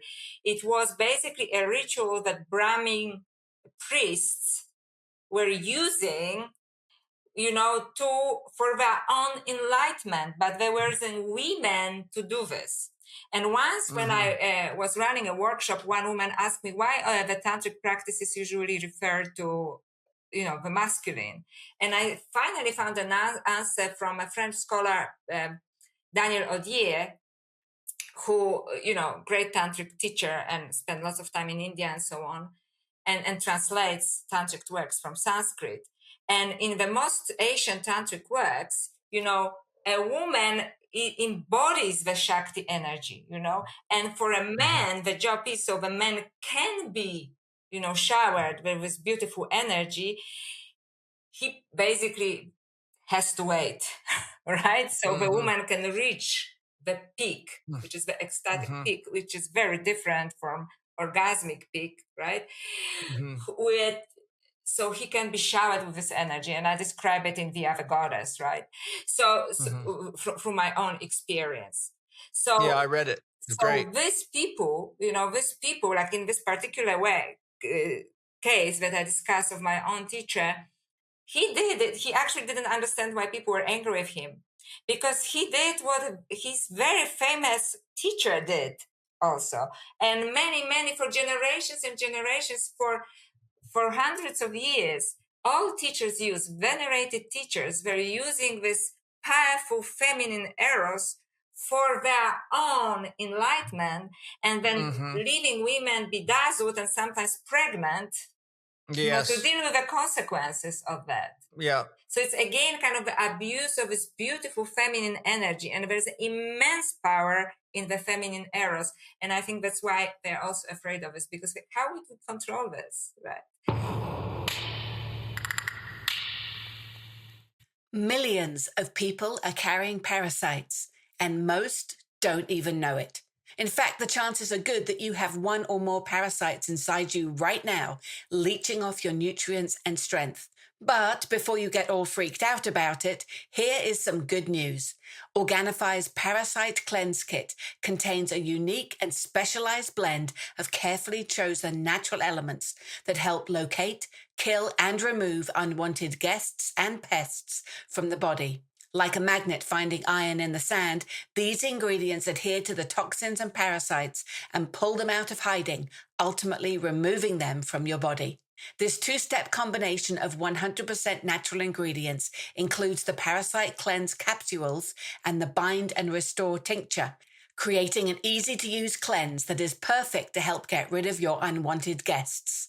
Now is a great time to try Organifi's Parasite Cleanse Kit and save 20%. Go to Organifi.com/Chek20 and use the promo code Chek20. That's Organifi.com/CHEK20 and use the code Chek20 for a 20% discount. I'm grateful that you're sharing all this. I mean, I've studied much of this quite deeply, and that's why I wanted you to speak about it. It wouldn't matter if I said the same things. I'm not a woman. Mm-hmm. And you focus much more deeply on this than I have. I've had to focus on helping people heal from a wide variety of things and many, many other things. But, my soul immediately said within minutes of hearing you talk, get her on your podcast. She's the real deal. And, I think it's important for a woman to share this with everybody because this cannot come from a man. It's just, I just hate to say it, but a man cannot convey this message because it's like a man trying to tell you what it's like to have a baby. Good luck. I don't care how many videos you've watched or even how many babies you've delivered as a OBGYN or whatever. There's a reason midwives are women. I've never met a man midwife in my life. It takes a woman to understand the process that only a woman can go through. And I think it takes a woman to help men understand what the feminine energy is, what a goddess is. And that really leads nicely to my next question. Of all the goddesses worshipped in the past, which are the most important for humanity to be aware of now and seek to embody the qualities of, and what do you predict will happen if we don't? Okay. So perhaps I will first answer the second part of this question. So what will happen if we don't? So first of all, we kind of already addressed it. The fire burns us up. That's it. We just finished not only ourselves, but everything around us. Because look where we are going. I'm sorry, right? Like this is where we are going. But more in tune with what my most recent research, it is exactly, we will surrender to the worship of the machines. I really believe that we are creating a new species, a robotic species that we are being prepared to worship. And I made a detailed research about it. This is where they want us to go. And I have to really discuss these two ideologies behind AI that people seem to completely ignore. And I feel like even at my workplace, I feel like, wake up, but I cannot say anything because AI is like best gift to humanity, Professionally, they discuss it. So there are two ideologies. One is transhumanism and one is posthumanism. And this is where we are going and this is where they want to take us. So transhumanism basically believes that they can transfer human consciousness into a robotic body. And they say that they are doing it out of the goodness of our hearts so we can reach immortality. Total bullshit. Let's call it what it is. So we can supposedly reach of immortality. And my argument is even if you could, which I don't think so, but let's say they can transfer, then they transfer only this masculine form of consciousness, the logical, mathematical, the algorithm. They can only transfer the algorithm. And the whole richness of goddess consciousness, what I call, the wild, powerful feminine that we still have to embody and discover fully, right, is going to be left behind. The heart is going to be left behind. The intuition is going to be behind. The connectiveness is going to be left behind. The connection with the source is going to be left behind. So, and we're starting with Neuralink and everything, Elon Musk, they are going in this direction. And they say, look at the plastic operations and what women do to their bodies. You don't even have to have a plastic operation. You can have this like to be a super babe, and you can be a super babe forever and not age. Yeah. You just be a damn robot, right? But Yeah, exactly. So that's transhumanism. And then there's posthumanism, which is even more evil, and this is a really big thing for me because I never believed in evil in my life. And when I face it, I knew, well, Joanna, it's time to wake up, because here it is in front of you. So basically they argue, and this is not just some esoteric thing, these are the people who are promoting this. They argue that the engineers, the big technoloords, they argue, some of them already argue, like Peter Thiel, interestingly, that we create new species that are going to be so far more advanced than we are, that we should step aside the way that Neanderthals stepped aside when Homo sapiens came along, which is basically us, because they should take over, this fantastic, good-looking mathematical robots. That's posthumanism. Yeah, Ehrman. And there are already artists, and one of them, unfortunately, is Polish-American, Agnieszka Pilat, her name is, and she, of course, married one of the technoloords, and she was an artist in residence for Elon Musk company, SpaceX, when she already paints robots as future kings. So she looks at the portraits of royalty from the 17th, 15th century, and she puts robots in this place. So the future, AI robots, they will look upon these paintings and recognize their own grandfathers and their own heritage. This is Ahrimanic possession, full on. This is Ahrimanic possession, and that's why I thought, I can't help, but I have to talk about Ahriman. So I'm so glad that you did already to your listeners, because in my book I put only one short chapter, because I'm not like you. I'm not specializing in this, and I thought he got it so right. He got it. Episode 250, Lucifer, Christ, Ahriman. Yes, please listen. I put a month into the script. I think even at your level, you'll find it fascinating and highly informative. Absolutely. Please send me the link if you I will. Yeah, because he got it so right. Because he said they will prepare us, in this belief, in this kind of logical, mathematical, rational science, right? So we start to believe only in this kind of scientific paradigm, which is a form of dogma. Right? And then they will prepare us and they will tell us it is good for us. Right? And we believe in science like once we believed in God, right? And then there will be this figure that comes, like a savior-like figure, right? Yep. Yeah. That will tell us that machines will save us. Steiner wrote extensively on the fact that we'll just use the jab word because this will be on YouTube, that would be used to disconnect us from our soul. That was what the first step of all this was. And isn't it interesting that every one of these guys that are behind all this are atheists, every single one of them? Except for Peter Thiel, who believes, who talks about, Revelation and so on. And they actually started to open Christian churches all over Silicon Valley, apparently. But with this particular thing that actually Christ will be created by AI, or AI is a form of Christ of consciousness. This is very I think that's a sleight of hand. That's black magic is what that is. This is absolutely black magic.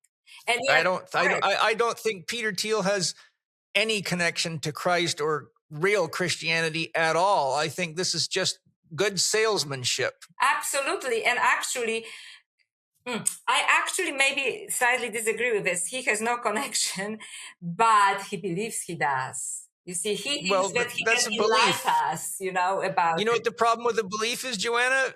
As soon as you have a belief, you stop asking questions and you believe it. That's right. And honestly, every video I see with this man, I wouldn't be in one room with him. Because I feel sorry for him. I think he's possessed. That's what I said. Yeah, exactly. I want to go back to this issue of immorality. Yeah. First of all, we know Yuval Noah Harari, World Economic Forum, there is no soul, there is no God, you're hackable animals, you'll own nothing and be happy. Yeah. Yet paradoxically, he does long meditation retreats. And I'm like, well, I'd love to see some evidence of that. But the concept of immortality is I think a lot of people, I think that comes from a fear of death. I think that's what it is. I think that's a sign of the failure of religions to teach us about the nature of the soul and about the nature of God. Second of all, right in the Hindu scriptures, in the Vedas, it says, Atman, soul, is Brahman, God, and Brahman is Atman. Only God can give a soul, and the soul is God in each of us, expressing its unique individuality.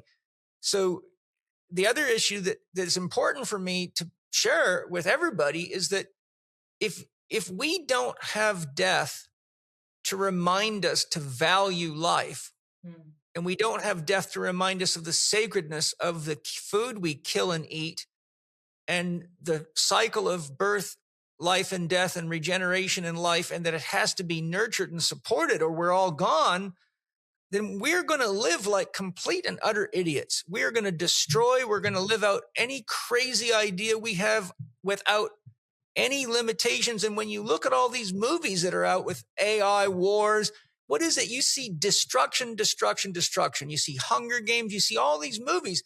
And what is it? What does it lead to? It leads to an absolute disrespect for the sacredness of life. And I think death is absolutely essential to not only our humanity, but to inspire us to spiritual growth and development, because that is the only way you can stay conscious. Steiner says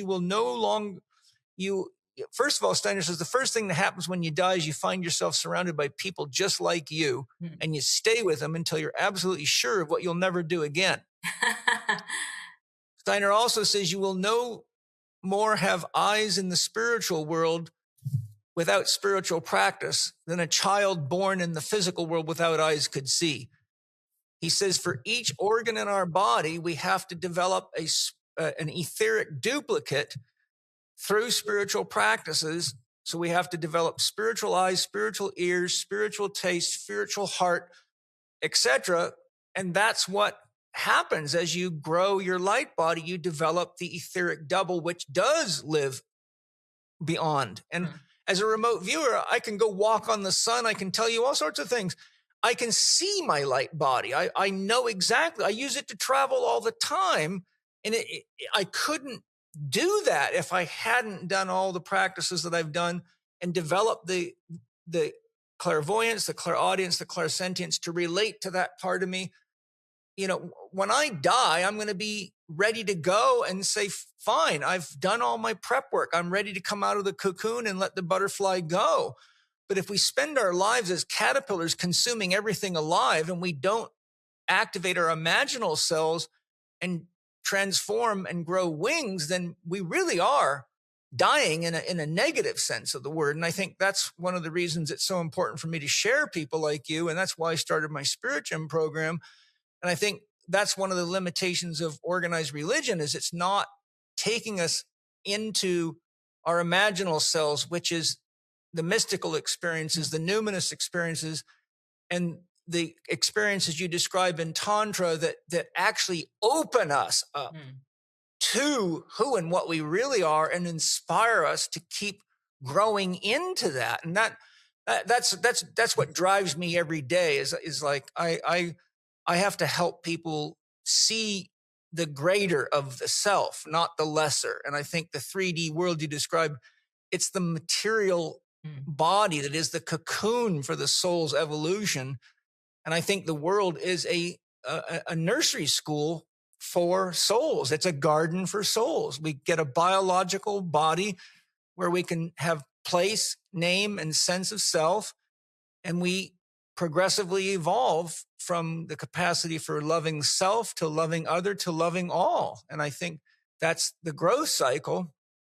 But those are just some thoughts that I had to throw in. You're correct, and this body was never supposed to be immortal. So this shows No. that all of us people, including Peter Thiel, who think that they have some spiritual insight, but they have zero spiritual insight, because what is eternal is our soul. I'm just using more traditional, vocabulary here. And this body was never supposed to be immortal. In fact, it No. goes against all creation. And again, it goes against the feminine, because they don't need a womb. They don't need a woman. They just create robots. Right. They don't create life. They just create robots. And the agenda, it's AI, it's not that it's just some kind of misguided choice of humanity.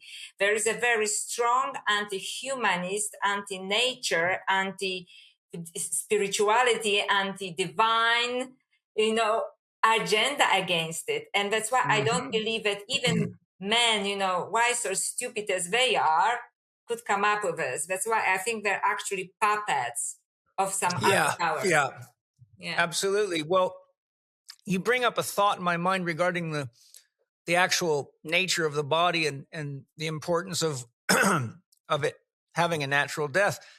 Surely you're familiar with the Tibetan rainbow body practice. Mm-hmm. I've got a book in my library implying that 160,000 Tibetans throughout history have achieved rainbow body.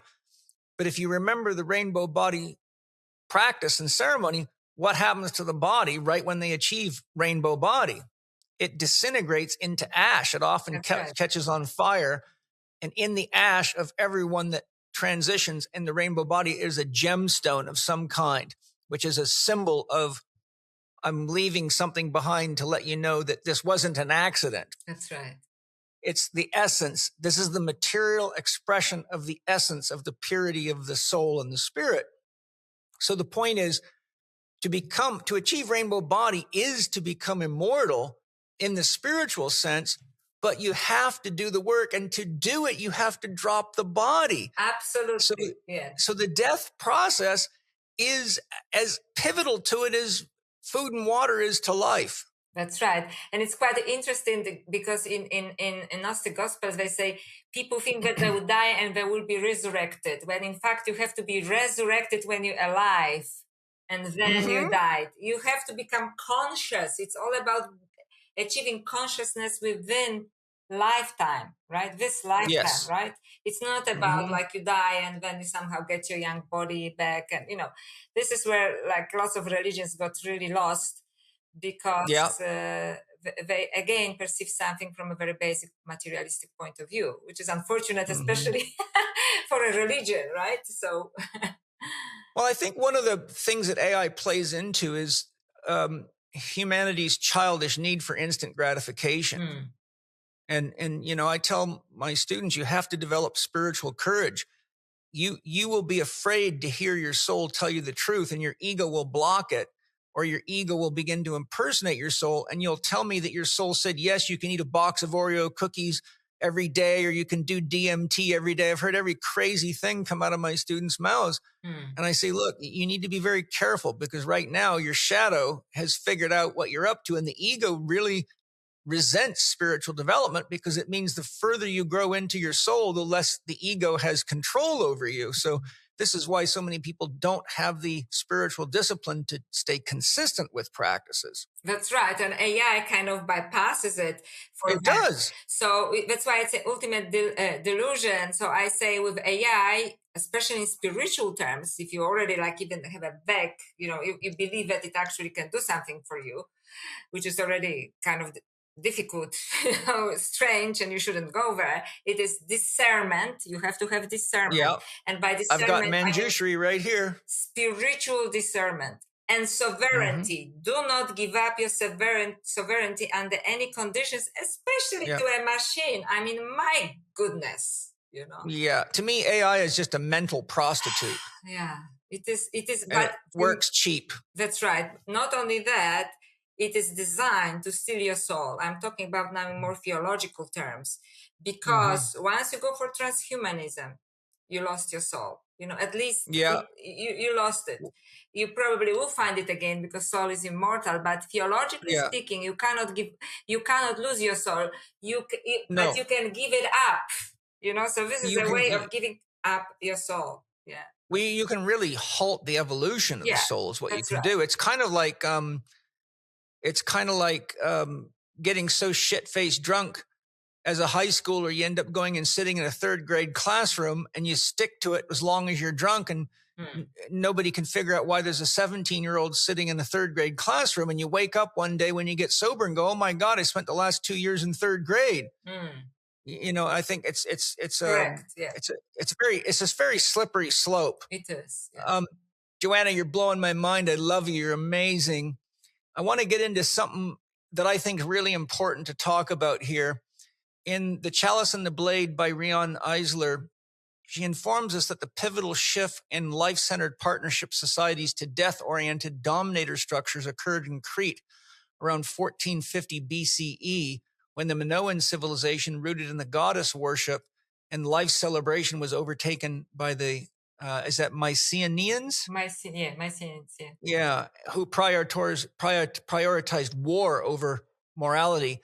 I have read in other books on the issue of matriarchy and patriarchy that the cycles tend to go in approximately 4,000-year cycles. So where do you feel we are in this cyclical nature of matriarchy, patriarchy, and how long do you feel we have before the patriarchal rulers of our nations and big tech corporations bring us into an extinction level of situation, and what immediate interventions do you feel we should all participate in? So again, it's a very interesting and deep question. So perhaps I'll start at the beginning, because when I go to the end, otherwise, like last time I addressed the end and forgot about the beginning. So, so actually, I do agree with this, because in Alien Goddess, when I write about the Eleusinian mysteries, or about the myth of Demeter and Persephone, her daughter of Persephone, I have realized that this is exactly that. And perhaps I will rewind it a little bit. In 2012, I was presenting at an academic conference on Crete, in Heraklion. And they took us to Knossos, the ruins of Knossos. And in the past, but now I have changed, I was a big fan of Greek mythology. We're talking about Aphrodite and, Artemis and, so on. And then I have learned that when the Greeks, which is the Mycenaeans, arrived to Crete, they didn't know what it was. So basically the old myths, like the myth of Theseus, when he basically came and the labyrinth of Knossos, and there was a bull there and he had to kill the beast, is made up by what we now know ancient Greeks, because they didn't know what the palace was about.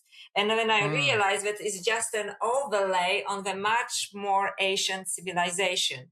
And when I studied the Eleusinian mysteries and the myth of Demeter, it became clear to me, because in the myth, I will start maybe saying about the myth first.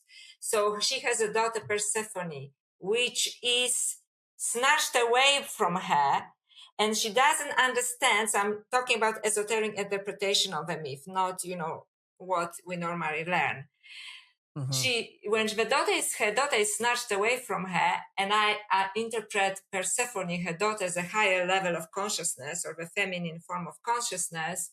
She has this overwhelming feeling that something is missing in her life. And I think that this is who we are at the moment. Like, we know that something, like last few years, since 2020 at least, when it was intensified, when you think like, what's wrong? Am I entered a different timeline? Right? It is very intensified. So she realizes that something is wrong, something is missing. And she asks everybody, but everybody tells her, no, everything is okay. Nothing happened. And eventually she meets goddess Hecate, another goddess, who's a goddess of magic, who tells her, look, all right, not everything is okay. Somebody and Demeter probably says, finally, somebody believes me. Your daughter Persephone, which I believe is the feminine consciousness, was kidnapped into the underworld, to the god of Hades, the lord of the underworld, right? Yeah. And she is now hiding there, and then we have to discover how Persephone, the higher consciousness, was kidnapped into the underworld to be hidden from us, the higher form of consciousness. And each time, as I studied all the myths of the goddesses, whether it is Inanna, or Demeter, or Isis, it is that or Sophia, and we'll talk maybe about Sophia later, it is that the goddess was strict. And here she was also tricked, Persephone, as she was basically looking, she was walking on the meadow, she was looking at a beautiful shiny flower, she picked up the flower and it opened the gates of hell, for her to disappear. It's date rape. Yeah, that's it, exactly that. So Demeter gets really angry, right? She, there is no harvest, there is nothing, right? Because she says, you give me my daughter back. So basically, I want my full consciousness with me. And Zeus says, why are you so angry? Hades is such a good match. So basically, it is like our egos telling us, you have a good job, you have a nice relationship, you have a nice house. Why are you complaining? Right? Don't mess with the status quo. Don't mess with status quo. Who pays your salary? Think about it, right? So this is the same kind of situation. But Demeter persists, and she is starting to wander the world. And we learn that she goes to Elysium and she meets some women there, local women, human women, who do not recognize her because now she's so angry and, she put on a human body and she has aged. And she meets them by the Maiden's Well. And Maiden's Well is usually considered a portal to higher consciousness. It's so in esoteric terms. And the women start to take care of her, and one of them says, why don't you take care of my boy, right? So she kind of gets a job, right? And when she is there, we learn, she tells the women that she escaped, she was thrown away from Crete. So this is the story of, the ancient matriarchal religion, or the feminine consciousness. She tells them the story that she was basically forced to leave Crete, by Zeus on a horse. Okay, so by Mycenaean, which is now we know as ancient Greek religion, right? So she had to leave. And as she left, and she lost her daughter, which is her higher consciousness, she decided to teach humanity the Eleusinian mysteries, which basically, open the portal to higher consciousness for us. And interestingly, nearly everybody who was anyone in the ancient world, whether it is Plato, or Mark Aurelius or Plotinus, great philosophers, they were all initiated into the Eleusinian mysteries, how to expand your consciousness, right? Yes. So, and they were not allowed, one of the, like in all esoteric teachings, there is a vow of silence. So why? So the knowledge is not going to be misused. People who are not ready don't know it also. And you are also asked to function in this 3D world. Still, you're not asked to ascend or leave it. You have to function and share the knowledge with whoever you can, if they are ready. Otherwise, it's a vow of silence, right? Yes. And anyway, in the story of Demeter, she eventually gets her daughter back because she raises hell and Zeus has to give in. But Hades, the god of underworld, knowing what's going to happen, that he's going to lose his grip on Persephone and higher consciousness, he feeds her some seeds that means that she will be coming and going. So for a part of the year, she will come, she will be with us, and for part of the time, she will go into the underworld, right? So this is it's quite interesting because in all esoteric teachings, including in esoteric Hinduism, higher consciousness, it's kind of coming and going. We are getting it, we are losing it until we are completely established in it. That's why there is a kind of element of both concealment, which is the goddess goes into the underworld, right? And expansion. So this is like consciousness is now masculine and feminine is actually united right now.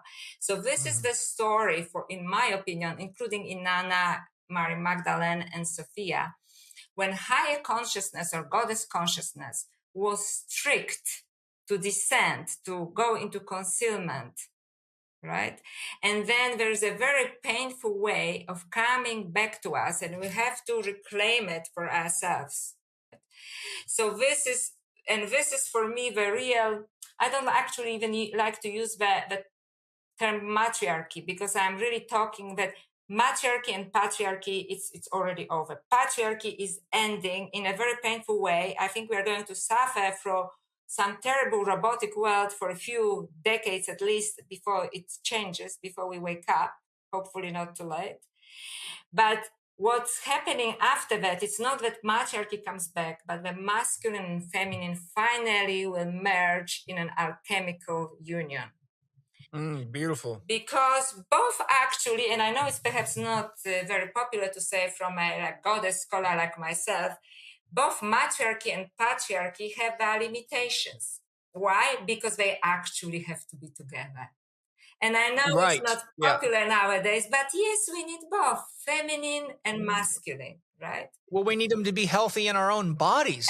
In our own bodies. And this is where we start, by this alchemical system is inside, right? Because if we don't do it inside, it's not going to manifest collectively. Yeah. So we know it. First, we have to fix what is inside so we can fix what is collectively. Yeah. So in a sense, the scholars that you mentioned are right. There was, like divine feminine that, was very prominent in Knossos and other places. It was overridden by whom we right now call, ancient Greeks, Zeus, the pantheon of entities.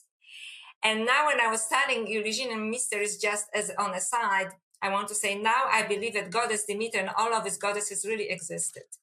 Because she walked the earth, she taught people, how to remember who they are, although she lost her foothold, so to speak, in Crete, right, in Knossos, by this kind of patriarchal energy that came, which is versus warrior energy, which, I can say as a woman, it's quite sexy. You said you were paratrooper. My husband was actually airborne. He was in the U.S. Army, he was drafted.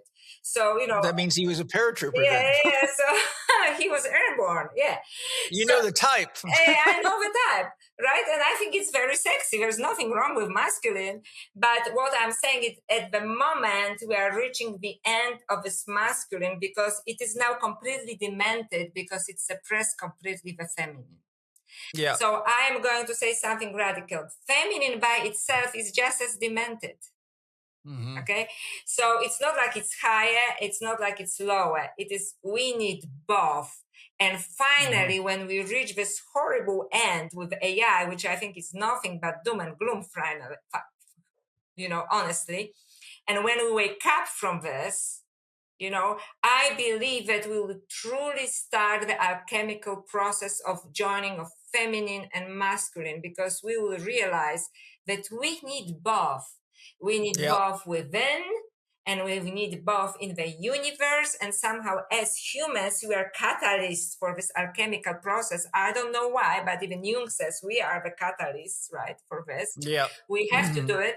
So I think that with the end of this patriarchal season, let's put it this way, if we do it right, we'll finally reach the alchemical season of masculine and feminine actually joining in a proper union.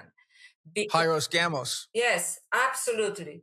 Absolutely. So we need both. And it kind of, so we absolutely need both. The reason I chose to speak about Demeter, because I think this is a very important myth that actually describes our current state of consciousness. Like, what's wrong? Don't tell me that it's a good deal. Like all the gods are telling her, Apollo, Zeus, why are you complaining? Your life is not bad. And she says, I know that I lost something of value. And we lost a connection with our own divinity. And the powers around us want us to even lose the soul, even the memory of that.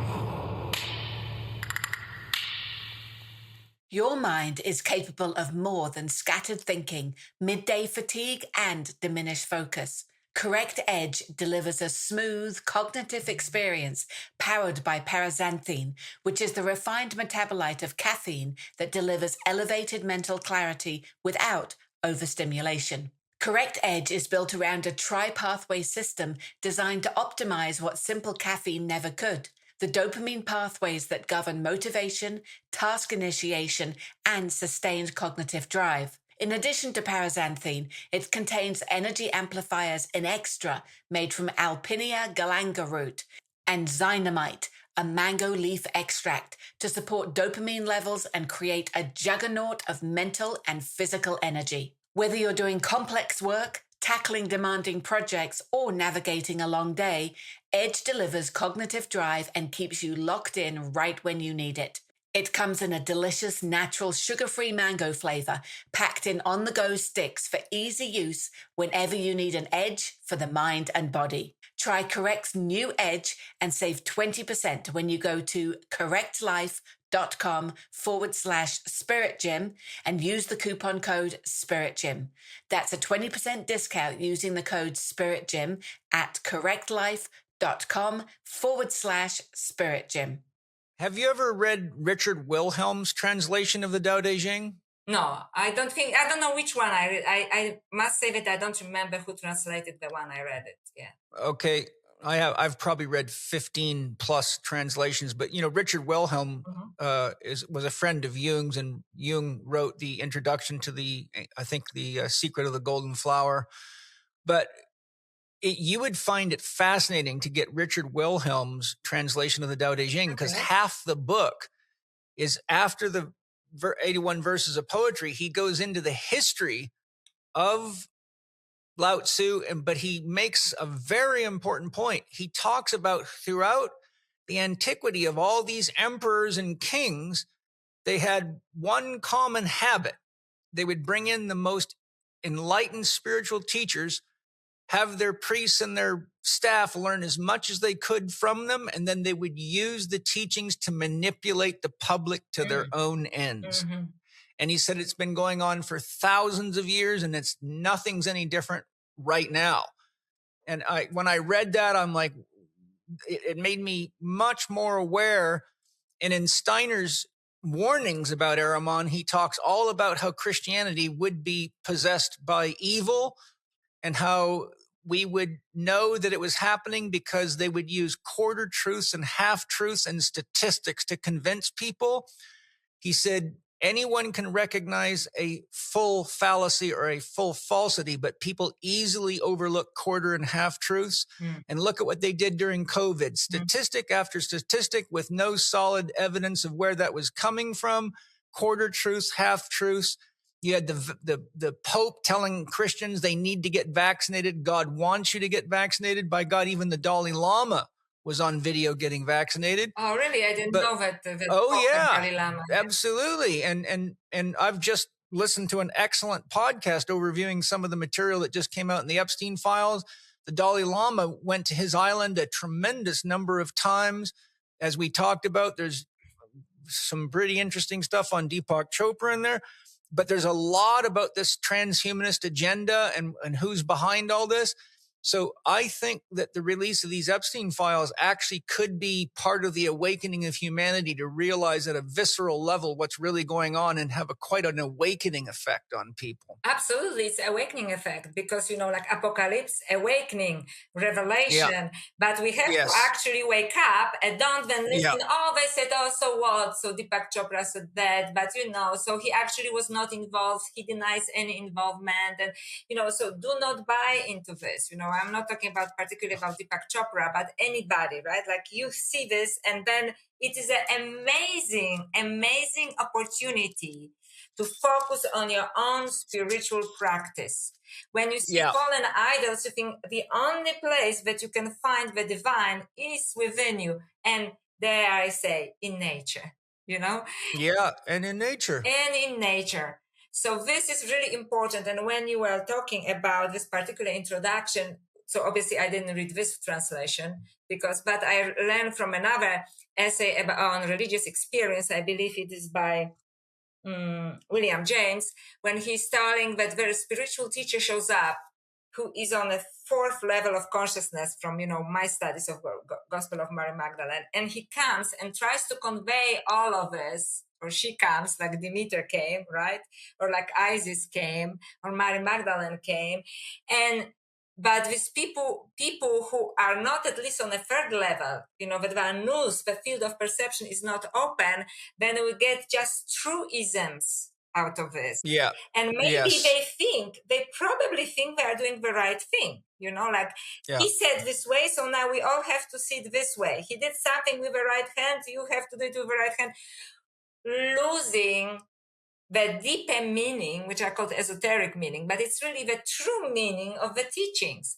And in fact, once when I was a student, I met a Catholic nun, and I was still kind of struggling then with Catholicism, who said, Joanna, the big problem with Christianity, but it's not only Christianity, it's every religion, is that it focuses on Jesus' death and not on Jesus' teachings.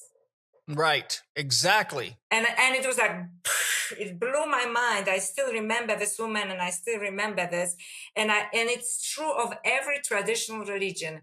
And what, you said about this introduction, and I read in this particular essay, written in the 19th century, it is exactly a great teacher comes up, whether female or male, and tries to teach us. But unless we do our own homework, like what you do with your practice, and you teach, to people that you connect with this practice, then you will not get it. You will think, oh, he said to do this, so I'll do this. And you again settle for rituals. And in fact, when I teach, about Gospel of Mary Magdalene, I immediately get a question, but what rituals I could do to this? I said, well, your practice is your ritual. Yeah. The problem is that becomes mechanical, and now it's robotic. It's just imitation. This is why I put so much of my effort in teaching people how to connect to their own soul and get inner guidance and take responsibility for their choices. And I tell people, once you release the arrow of choice, you've changed the whole universe. You got to take responsibility for that. That's what karma's all about. Absolutely. So you need to slow down and ask yourself, what would love do now? It's simple to say, but it's hard to do. And it's one of my key practices. And I must say, I have a lot to learn. I find myself sometimes getting too wound up and irritated and reactive. And I just have to ground myself in my heart and say, okay, if I want to practice allegiance with love, I have to slow myself down. I've got to, get the paratrooper out of me. I got to get my father's pain out of me. I got to filter down. But I don't think unless we take time each day to be truly in and with ourselves, that we ever make contact with ourselves. We're just basically running on autopilot due to programming, and we just recapitulate the shadow of humanity over and over again. That's right. And AI's trained on that. That's another thing people don't forget. That's right. That they do forget is that AI is mirroring us right back to us. And the mirrors are a shadow. It's going to be their worst nightmare, because it's learning from us. And in fact, if it ever reached some level of consciousness, they would be disgusted, because what it sees, it's our shadow only, right? So we have to really work on this. This is absolutely very, very important. And that's why, although I was promoting the book, I took nearly 2 months, a month and a half off, because I thought, okay, I have to reconnect, otherwise it's, what is it? It's like, how am I different from artificial intelligence, Right. I have to reconnect with my inner core. And so any teacher, the most wonderful teacher, Jesus, Buddha, anybody you want to have, Mary Magdalene, Demeter comes, Sophia comes, and you just get truisms if you don't work on yourself. Or it will work for a moment, you go to the retreat, you come back home, everything is the same.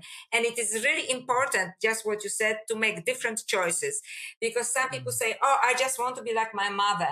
I just want to be like my father. There is no evolution in it, I'm sorry. No, that's exactly why Jung's put so much effort into individuation. That's right. He said all children are tasked with the unfinished business of their parents' lives. And that is our work, is to grow beyond. If your parents weren't good at managing money, you better learn to do it. If they had a terrible sex life, you better understand sexual intimacy more deeply, or your children just keep become photocopies, and evolution just halted, and we can't afford that right now. We really cannot afford it right now. We live in such wonderful and interesting times. By wonderful, I don't mean like, love and delight and everybody's singing and holding hands and dancing. I mean, these are the times that, we have to live up to the challenges of these times. And this beautiful revelation, that is in front of us, like even like Epstein files, Yeah. Claim your sovereignty, spiritual sovereignty, and focus on your practice. Look at these guys, look at them. Isn't it pathetic? Yeah, and don't emulate them. And don't emulate don't them. Fall into the thing is, during COVID, they were passing out candy and giving financial incentives to follow this safe and effective choice. And now what we've got is AI that is like candy for the mind, and it is the promise of being smart without doing the work of growing intelligence and many other things. And, look at the research coming out on it. It shows clearly that people that use it regularly actually lose their creativity, lose their sense of self-agency, and actually get less intelligent. And I think they get that's depressed. They get depressed and manipulated. Yeah, and deeper sense of isolation. Yeah, which is part of what I want to ask you about next. I think this is one I really would love to hear all of them. But so at the present time, we have a paradoxical situation occurring with men and women worldwide. To use a Jungian term, an enantiodroma, which is a reversal of polarity. We have a staggering number of young men, 16 to 35, that show little interest in women, don't want to embrace the roles and responsibilities of men in relationships with a woman. They want the women to pay for and care for them. They've lost their innate drive toward mastery of anything, are dropping out of universities, are not showing up in record numbers, and are, for all intensive purposes, feminized. On the other hand, we have a growing population of women that are rising to the top ranks in universities, outperforming men in general, and have begun to assume that they can't rely on men to carry out the responsibilities of a man in relationship, are burning themselves out by engaging both the feminine and masculine roles and responsibilities at the same time. We also have a record number of single mothers who are having to burn the candle at both ends to be breadwinners and parents at the same time.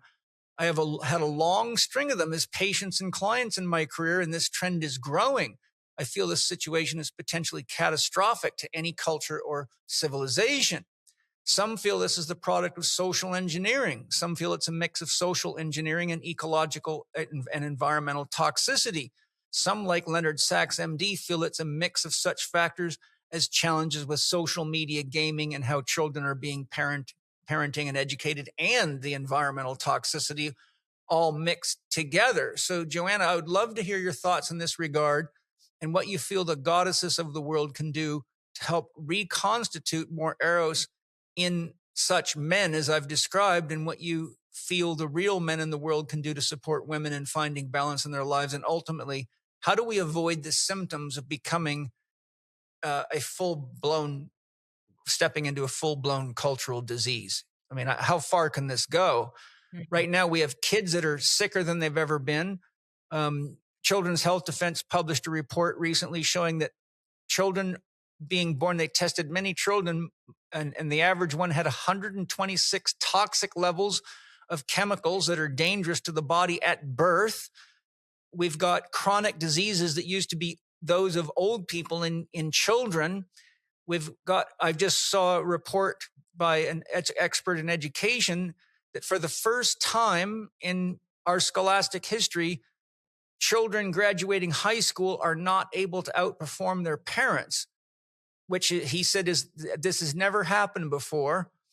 And so we're seeing a complete degradation of our children, a degradation of our men, and the women are getting burned out. And the university attendance for women is much higher and the men is much lower than it's ever been.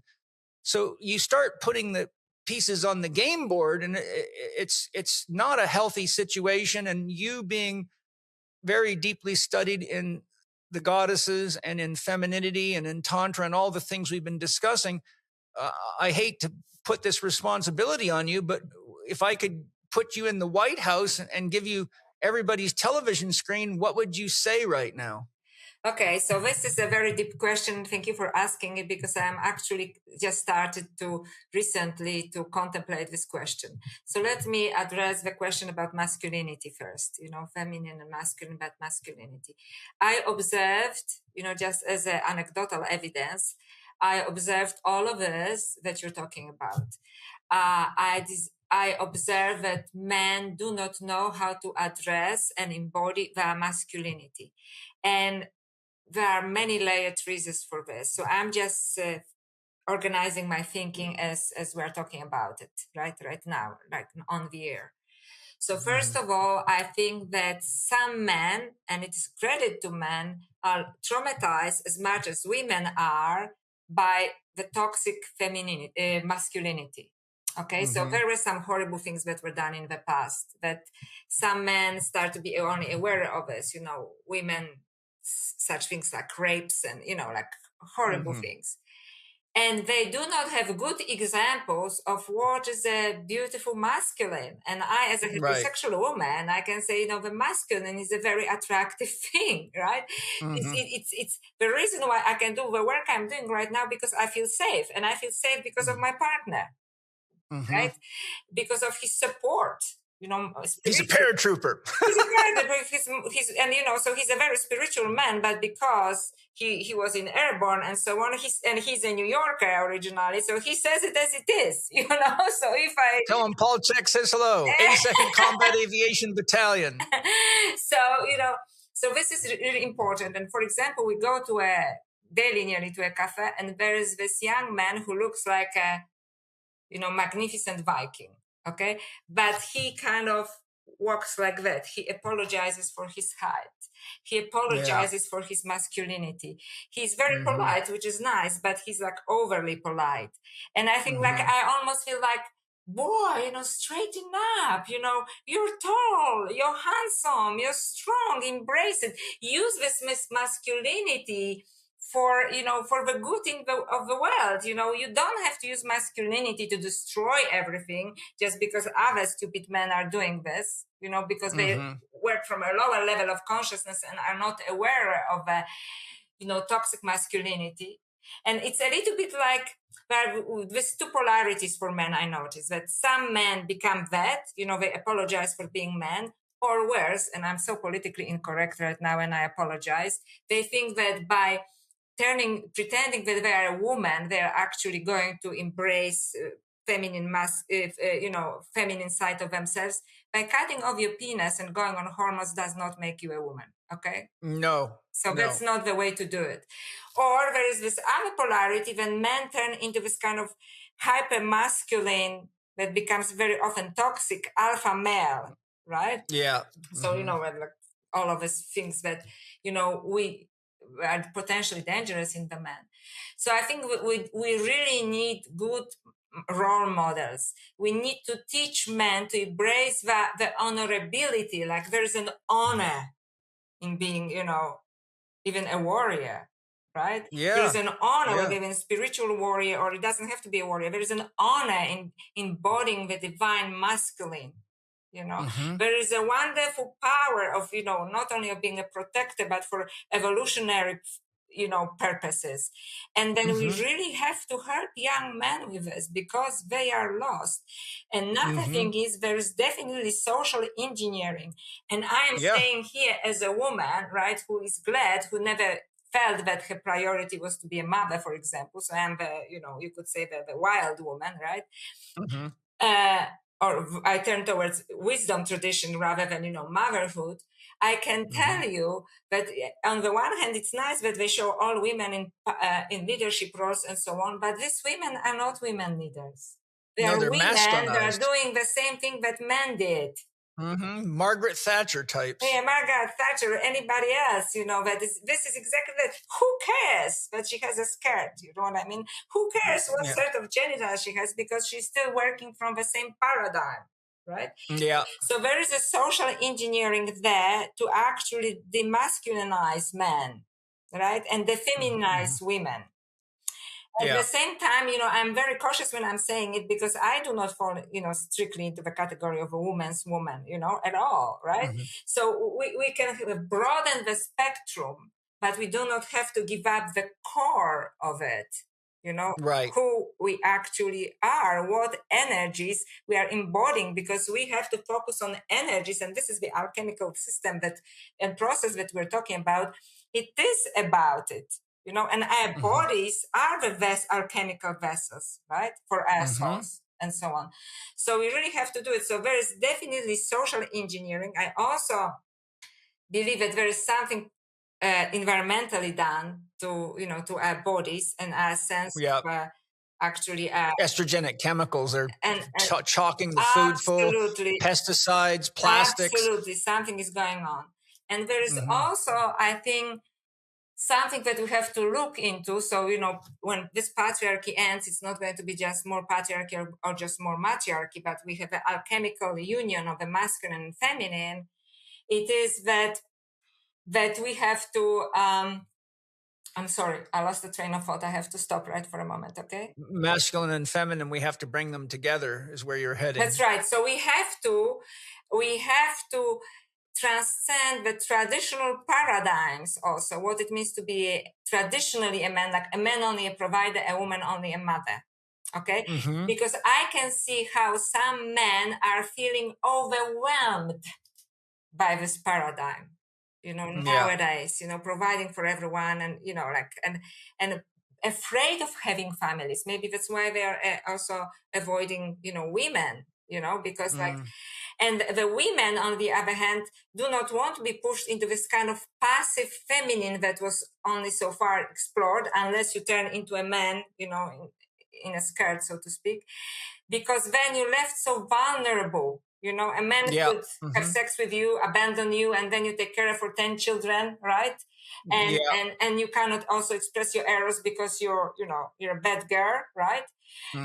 And so on. So I think the old paradigms are expiring. That's part of this. Yeah, I agree. So they are expiring. We have to find other ways, more enlightened ways, and it's again inner work and inner alchemy, how I as a woman can embody divine feminine and you as a man can embody the divine feminine on a higher level of consciousness. Because the old ones are dealing with the most basic, like in the Gospel of Mary Magdalene, the first level of consciousness. You provide, you hunt, I have babies. Well, that's not working anymore. And that's why people are confused. Women don't want to be just childbearers, and this is what now traditional Christianity is pulling women back into this, right? And men feel like, I cannot take it anymore, right.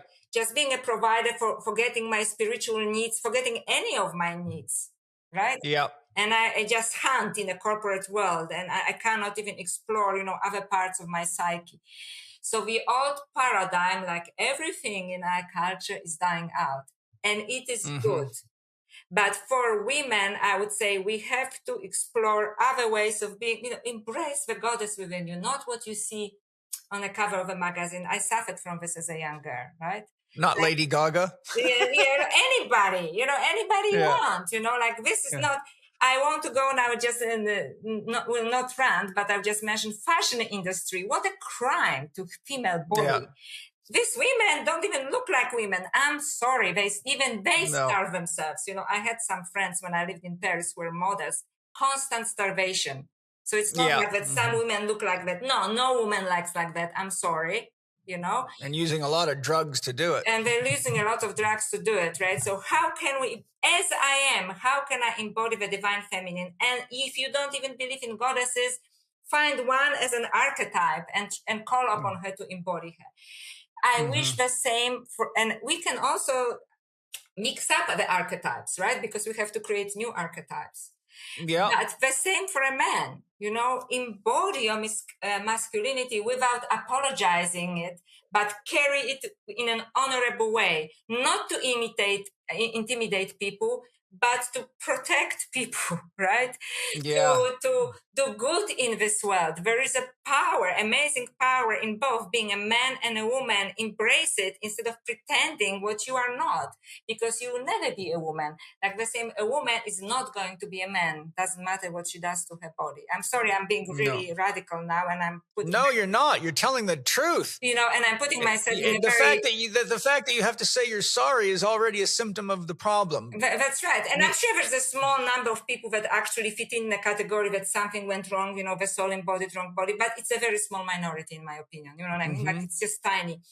But this turning into another gender, in our own body comes from this spiritual confusion.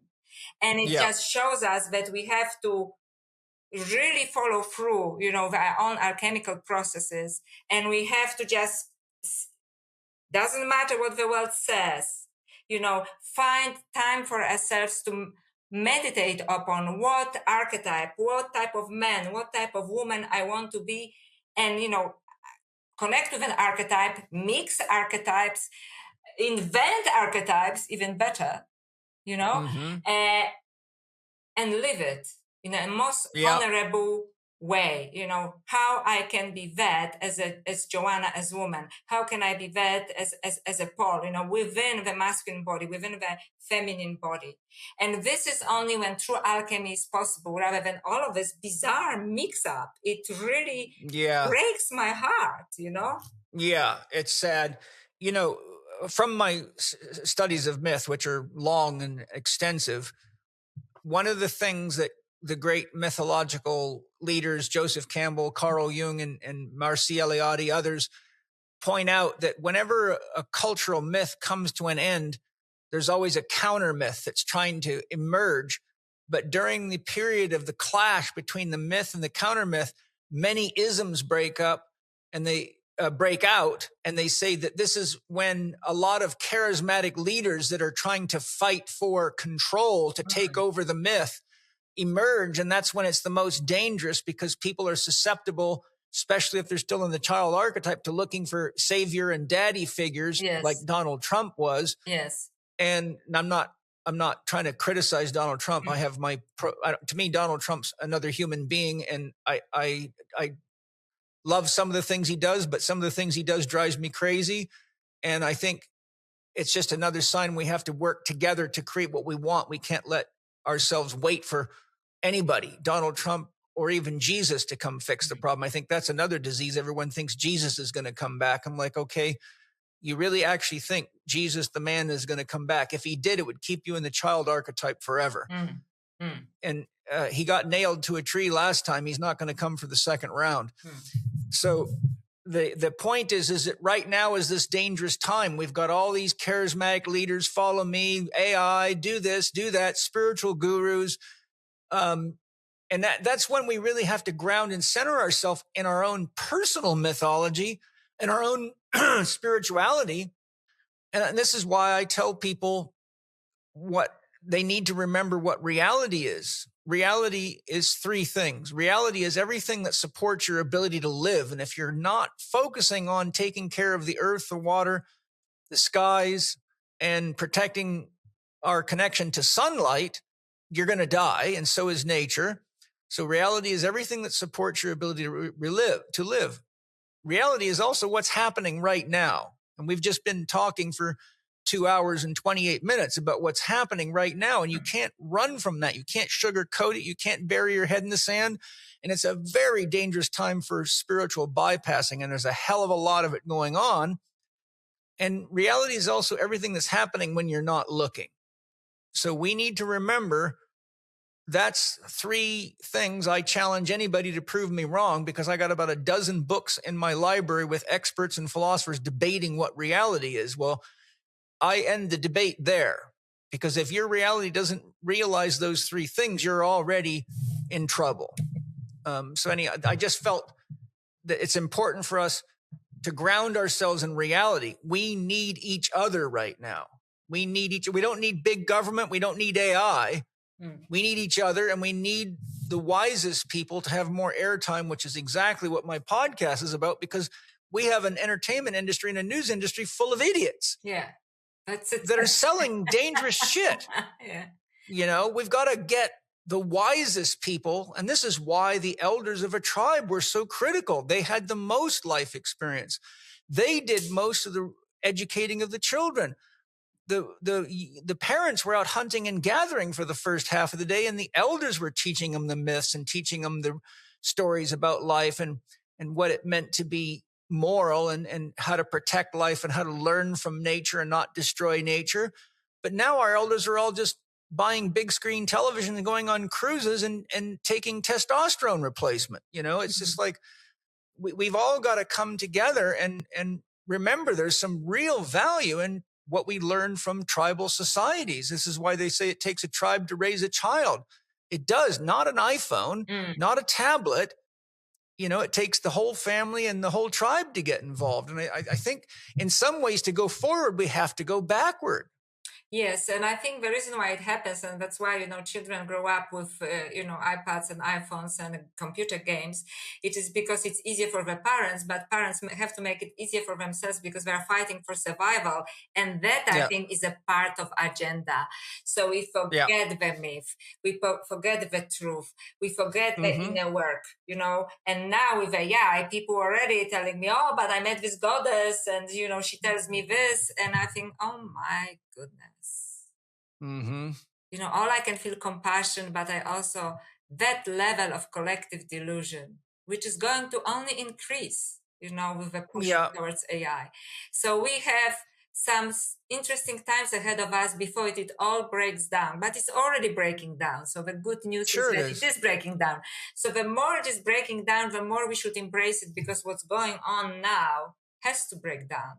And then we can make new choices, and hopefully there will be enlightened choices, but we can make them only by working on ourselves first. But we won't make it through the transition if we don't come together. We got to come together and hold hands. And I think we have to have a reemergence of a tribal consciousness as far as survival goes, but we have to have an emergence of a spiritual consciousness in order to collectively redream our myth and get clear on what it is. I remember when Joseph Campbell was being interviewed by Bill Moyers. He said to Joseph Campbell, what do you think the next myth will be? The next world myth? And Joseph Campbell says, I don't know, but I know one thing for sure. It'll be earth-centered or else. And here we are with an AI and like all this money being spent to get to Mars and to leave. And I'm like, don't you guys realize that you've poisoned the soil, you've poisoned the water, you've poisoned the air. And how many of you actually think you're going to get to fucking Mars and Elon Musk's rockets, for Christ's sakes? You better start putting money where it really matters, or you're already dying, for Christ's sakes. You just wake up, clean up, grow up, and show up now. And I would say because they don't work on themselves, because, now, let's say it happens, we go to Mars. So we destroy this beautiful planet Earth and we go to other planets, because Musk is talking about multiplanetary, interplanetary. And then we'll destroy everything there. And then we'll look for absolutely another, because you are still on the baby. You're a baby on a consciousness level. You're a baby. Grow up a little bit spiritually, right? Spiritually. Yeah. And just to elaborate on that a little bit, all this fantasy of space travel, I read an article a couple of years ago that was really shocking. It showed how much space junk there is orbiting our planet from all the dead satellites and all the crap that we've left out in space. And it actually showed pictures of dead satellites in orbit. And if these things start falling out of the sky, we're in deep shit. It'll be like getting bombed. But people have no idea. There's a mountain of garbage the size of Texas in the Pacific Ocean. That's right. How when are we going to actually start realizing that we can't just do this other places too? We've got to start living the way life needs to be supported right here now. Right. That's right. And that's why I repeat once again, we have to work on ourselves, because recently I was with my husband in a beautiful place by a beach, and there was this attractive woman, cameras everywhere. And we realized she is an influencer. And I said, pretty, many followers and nothing to say. Right? Yeah. So with this kind of exposure that this young, pretty woman have, if she actually had something to say, right? But nobody's working on themselves. Everybody just wants more followers, so it's not only the agenda, but people are buying, what can you do, to have more clicks and so on. We have to Yeah. work on ourselves, we have to create a new myth. We have to do it together, and we have to give ourselves space to work on ourselves. Once again, nothing happens. You cannot solve the problem from the same level of consciousness that created the No. problem. No. You have to transcend that level of consciousness. I am grateful to say, though, that I have had some amazing, pretty women on this podcast that are really intact. You are one of them, Amy Fournier. There's been, I'd have to run through the list, but I've had I recently interviewed Catherine Clinton, who wrote an amazing book called Optimized based on quantum biology. She's just the most amazing. I have been able to find my wife, Angie Chek's been on the podcast several times. You would love her. Her podcast will blow you away. And she's a beautiful woman and a super smart woman and grounded and real. So they're out there, and I'm doing my best to give them airtime. And that's why I'm so grateful to have you here. My next question is going to be a bit of a shift of gears, and I'm really interested in hearing what you say about this one. I've studied a number of great books that suggest that Mary was actually Jesus's teacher, not the other way around. Brian Marescu's book, The Immortality Key, speaks of the house witches and their skillful enactment of 3-day resurrection processes, which appear to have been done by very powerful psychedelic sacraments and brews, and seems to suggest that Mary may have been performing such ceremonies. Can you share your thoughts in this regard? Okay, so I do believe that Mary Magdalene was a part of a tradition of priestesses that, were actually performing ceremonies, and she definitely performed a ceremony on Jesus. However, so this is where it is an act, and however, and this is where I stop. It is, again, I don't like the saying who was superior and who was inferior. So I don't believe that she was higher on evolutionary level than Jesus or vice versa. I'm saying again, we are talking about alchemical process, and I believe that they embodied this, right? The divine masculine and the divine feminine. But there's definitely a lineage of goddesses and priestesses that were conveying, an awakening ritual or ceremony upon divine masculine, so help them to fully awaken. But I wouldn't say that one was better than the other. I don't like it, because I think here we came from, suppressing the feminine, and there's only masculine God, and now we are saying, oh no, Mary Magdalene was actually more developed than Jesus, and there are some feminist scholars that argue about it, and I'm sometimes being criticized, but I don't agree with this. I think this is not about who is better, who is worse, who is higher, and who is lower. They needed each other, and they embodied these energies as an example for us, right? Yeah, I think that's exactly what you're saying we need to do now. Yeah, and we do, and this is what we need now, especially. So now we shouldn't be moving from, only masculine to feminine is now higher. So my investment in goddess consciousness, it is that something is missing right now, and we are going in the wrong direction, and this is what we need. But I don't believe that it is higher than masculine consciousness. I believe that they need each other, and we need to bring this balance back, right? So that's why I agree only to a certain point with this.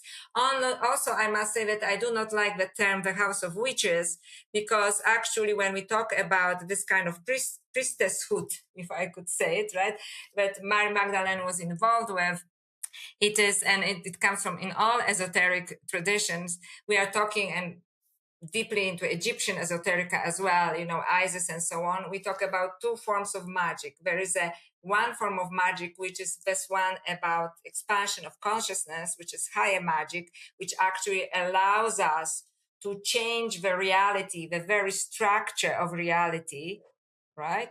And then there are witches, and witches are basically the lower magic. So maybe it's just an issue of terminology, which means there is a magic that we can use in the material sense, not in a spiritual sense, which is a higher magic, which means you do certain rituals and you get something for it, but you have to pay for it other way, right? So it's give and take. You just take something from nature, you create something, but then, you pay for it. So this is what, it's a lower magic, which is also kind of called natural magic, or, like playing with the natural world. Yeah, Magick would be the Wicca kind of concept. That's right, the Wicca. So nothing wrong with it, but be aware of consequences. I personally would not get involved in this, because anybody who practice, there is a price to pay, because it's give and take. On a high level magic, like it's Heka in ancient Egypt, right? So this is when we kind of touched upon it when we talk about the hieroglyphics, different levels of consciousness and different levels of meaning in Sanskrit. This is when you use the language in a way that it actually speaks through the divine consciousness. Right. And then this is when not only miracles, but you can actually restructure reality. And this is what the end of the Gospel of Mary Magdalene is about as well. So I would agree only to a particular level. First of all, as I said, I wouldn't agree with the terminology of witches. I think it was more like priestesses, goddesses. I appreciate everything you're saying. I think it's beautiful. I actually have more heartfelt alignment with what you're saying than with any of the things that I've read. And that's the reason I asked you the question. I wanted to hear from you, like, how do you reconcile this? Yeah, so I reconcile it in this way, that, it was a form of initiation, but it was alchemical. They help each other to reach certain level of consciousness through the embodiment of she, divine feminine, and he, divine masculine, right? And it's just like Tantra. I've never heard of any Tantra of two men doing it for Tantra purposes, or two women on each other. It's generally my understanding of Tantra is it's male and female. Yeah, that's right. So this is what it is. So I understand that some scholars and some researchers may go in this direction because they want to level up the field, maybe. Sometimes I know some researchers, and I'm not going to name them, it's just popular nowadays. Right? Yeah. Well, there's also academic influences and pressures to say what universities, and that's another thing, the Epstein files, it shows the universities are very taken over, and that's right. The COVID era taught us about universities, and on it goes. My next question for you is, the concept of Eros is sometimes presented in masculine and sometimes feminine ways. We also have the concept of Eros as masculine and agape as feminine love. For example, one of my friends who's been on my podcast many times, Rabbi Mark Goffney, describes Eros as that which penetrates and creates novelty, which is quite masculine. He also shares from Hebrew some feminine expressions of Eros, which he was the first one I ever heard rounded out like that. He uses a word, I can't remember which one it is, but it's very much in line with what Shakti means. Shekinah? Intelligent. Shekinah, yes. Mm-hmm. Shekinah, right. What are your thoughts in regard to this issue of the expression of Eros and masculine or feminine? How do we find the balance, Eros and agape? I think it's a bit confusing, and I've read books that can lead you down either path. Mm-hmm. So I'm just wondering how would you suggest we grapple with that issue? So first of all, Eros, I don't believe Eros is masculine or feminine, but also I think that Eros can be embodied differently in a masculine body and embodied differently in a feminine body. I also disagree. I'm sorry. I disagree that, feminine Eros is agape, because it's again trying to box woman into this kind of, higher love, Virgin Mary kind of thing. I think Eros is a gypsy. So Eros is a little bit for me, it is in this way, in terms of consciousness, really, it's a very feminine quality in a way, because it is this wild energy, this wild energy that there are Shaktis, which are considered energies in esoteric Hinduism, Dakinis in Buddhism, right? They are highly erotic, disembodied entities that are teaching us something. So I think that Eros is this, but I don't think that novelty is masculine or anything. Eros is very powerful. Eros is very playful. And you have to embody it with higher level of consciousness, whether you're a man or a woman, because otherwise it's just animalistic sex. Nothing wrong with it. It's highly pleasurable, but it's not going to take you anywhere. You don't have to convince me of that. Yeah, so you may get an orgasm, which is very nice, but it's not an enlightenment, right? So basically, Eros is again this powerful playful energy that is basically the core in some ways of the universe, I would say, but creative. Very creative. This is the creative power of the universe. This is how I would define it. And it is very difficult to contain, especially for a human being, right? We all know it. So we have to work with it. And I think Kundalini energy is actually part of this erotic energy, at least in my experience, which is highly spiritual awakening through Eros, right? But we have to be able to live with it and contain it within this human body from a higher level of consciousness, which again comes with spiritual work. Now we have to be careful here, because embodying it and containing it's maybe not a good word, because you cannot imprison it. Like, it's not going to work. No. Otherwise, it can become demonic. It's kind of demonic, and it will be debilitated. And then you start to go to sex shops, because you just try to get a little bit of a high that you used to have, but now you cannot have it. And that's not Eros anymore. You already lost it.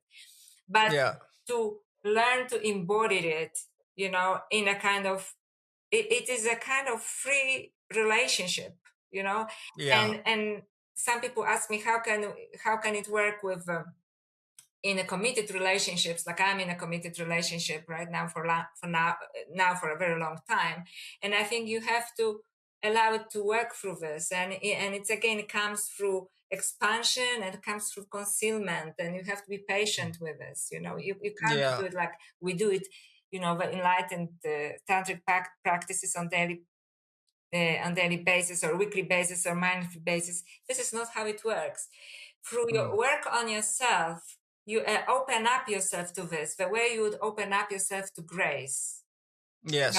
And then, it will come back, but you cannot really control it. Yes. So this is a wonderful challenge for us, beings that are both spiritual and physical, to deal with Eros. And I think Eros is great, playful, creative, very powerful, and all we can do is approach it in a conscious way, right? And it's a trick too, like, it can trick you in so many ways, right? Like, you have to, that's why you have to approach it from as high level of consciousness as possible, at the same time honoring, that if Eros shows up in our lives, it's probably for a reason. It teaches us something.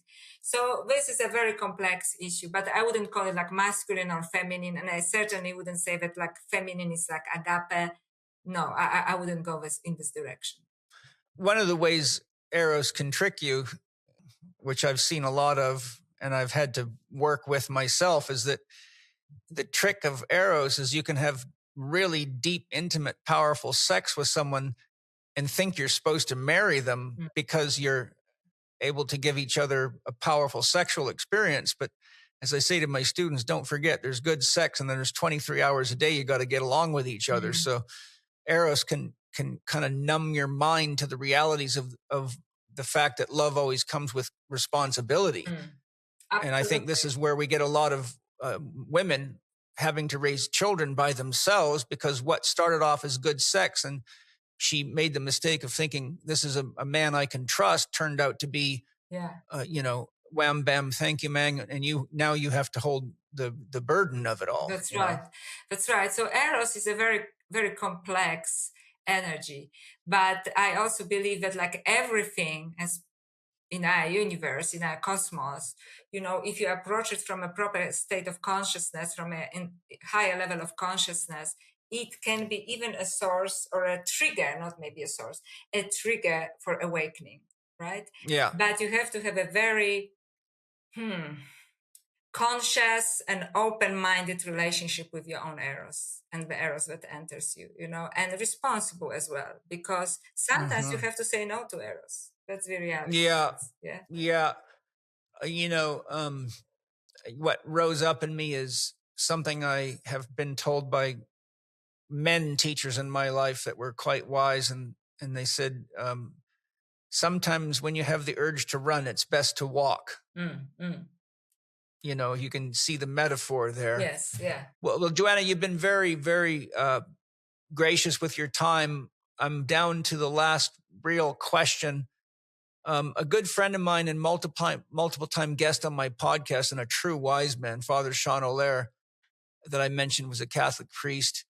He speaks 6 languages. He's worked in many cultures. And in a recent podcast together, we explored the parables of Jesus and parables he's collected from Ireland and Africa. He mentioned that in Ireland, goddesses are associated with nature and gods are associated with culture. I wondered what your thoughts with that way of relating to goddesses and gods is, or is this just an Irish thing?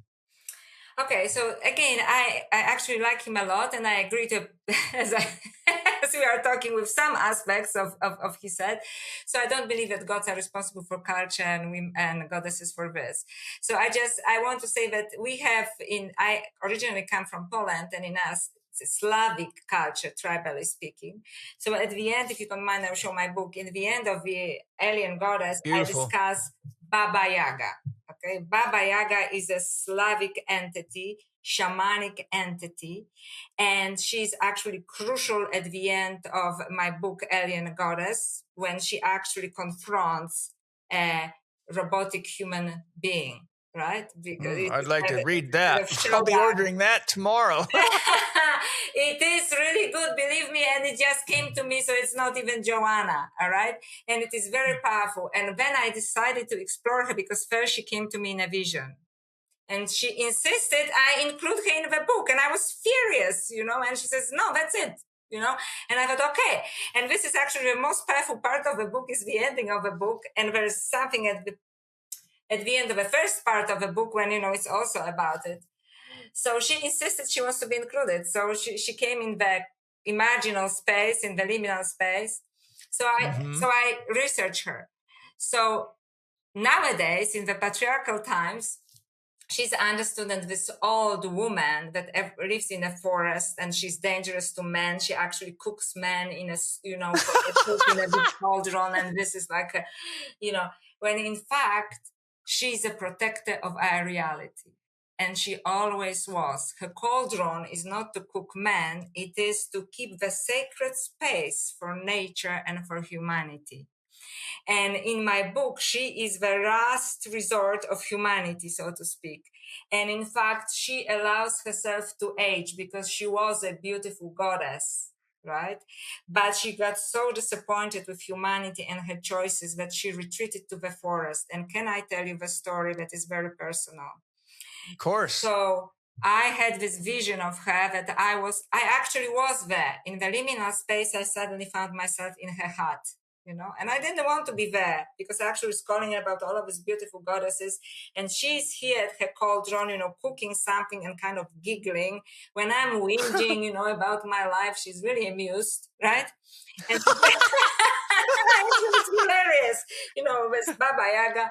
And in Slavic folklore, she lives in the old forest, which in Slavic language means stary las, old forest. And so I had this vision, and she told me, "That's it. I have to be at the end of your book." And I thought, how am I even going to put her there, right? Anyway, I didn't tell anybody about it. And then my mother calls me from Poland because we talk daily, right? She's going to be 85 in 3 weeks, and she says, "Joanna, you wouldn't believe what happened to me." And my neighbor took me to the old forest. Okay, the old forest, it's Eastern Poland, because the city in which she works has this kind of, outside of the city, is the old forest, which is not just old forest, it's actually called old forest, okay? Mm-hmm. And there we visited a woman, and everybody in the neighborhood calls her Baba Yaga. Ooh. Because she lives there for 12 months a year. She has animals coming in winter to her, and female animals show their offspring to her, and and she embraced the archetype knowingly or not, right? Yeah. And I thought, this is not a coincidence. But no. I have not told at that time. Now I'm telling everybody, right? That's a synchronicity. Yeah, but synchronicity. And my mother calls me that she met a woman who is Baba Yaga, or embodied the archetype of Baba Yaga. And now I will tell you something about my, new book. Not the ending, because you have to. I don't want to give away the ending, but the first part, the end of the first part of the book, I was sitting in my garden, in my house here, in subtropical Australia. And I had a download. And I saw myself split into splitting timelines. It was scary as hell, to experience it. So in one, and I'm the joining line for these two splitting timelines is that I'm sitting in this garden with my dog Charlotte, and I have my mobile on my lap, and there are beautiful butterflies, and there is a hibiscus bush, and there are beautiful eucalyptus trees that are over 100 years old, and so on. And now the timeline starts to split. I start to get involved more in my mobile. Okay. And Jesus. And instead of, I don't see the butterflies, I just check some stupid something, right? But I'm not text messages. Scrolling. I'm scrolling, right? I'm just scrolling. And then, I get a chip in my head because, I have to keep my job because now this is required. Yeah. And eventually I become a total transhuman being, a robotic being.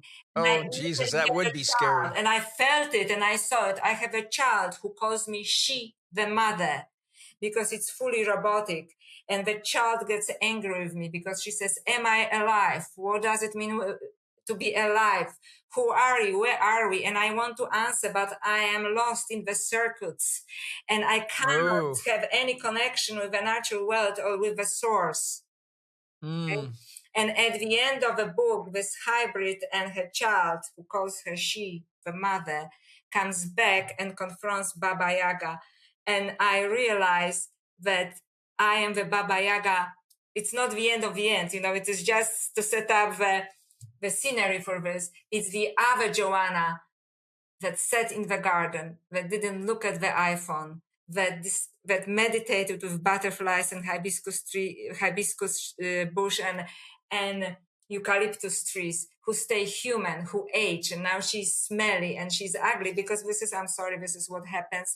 And she accepts that, and she holds on, she embodies this wisdom. And by Joanna, I mean humanity, right? And the other humanity, which will be in the majority, unfortunately, comes back and asks, this other part, this other Joanna, this other humanity that chose the full embodiment in physicality, right? Including the ugly parts of this. And this hybrid says in a robotic voice, help me. Okay. Yeah. And it was that's a movie script right there. And it came to me in a vision and it went into my book, and then it's a big part of a showdown in the ending of a alien goddess. So so this is where we are going. And we have a choice because I saw my timeline splitting. I saw myself making two different choices, and my choices are everybody's choices. And yes, we will be pushed, Neuralink, chip in your head, and all of this. This is a dead end. There must be at least small group of us, you were talking about community, that is going to say, no, I'm not going. There must be the group of the Baba Yagas. And yes, we age and we'll be ugly compared to them because they will have these beautiful robotic bodies, and I won't even care. Yeah, that we will smell to them. But we are life. We are wisdom. We have a connection with nature. We have a connection with source. And eventually, that we need us. Yeah, it's beautiful. My next question was, what would your closing message be? But I think you kind of just gave it. I think I just gave it, And I just want to say it's not some promotional thing. This really came to me. I went through this experience and it shook me to the core. It shook me to the core because I experienced myself splitting in half. Well, I really want to just share from my experience of reading The Other Goddess that you're a very good writer and you're very personable, as I said in the beginning of the podcast. And I think anybody that's interested, especially people that are interested in understanding the goddesses and all the things we've been talking about today, would be richly rewarded to get a hold of your books. Are any of them on audiobook yet? Okay, so The Other Goddess is in all formats, because it's an older book, it's 3 years old. So it is in audiobook.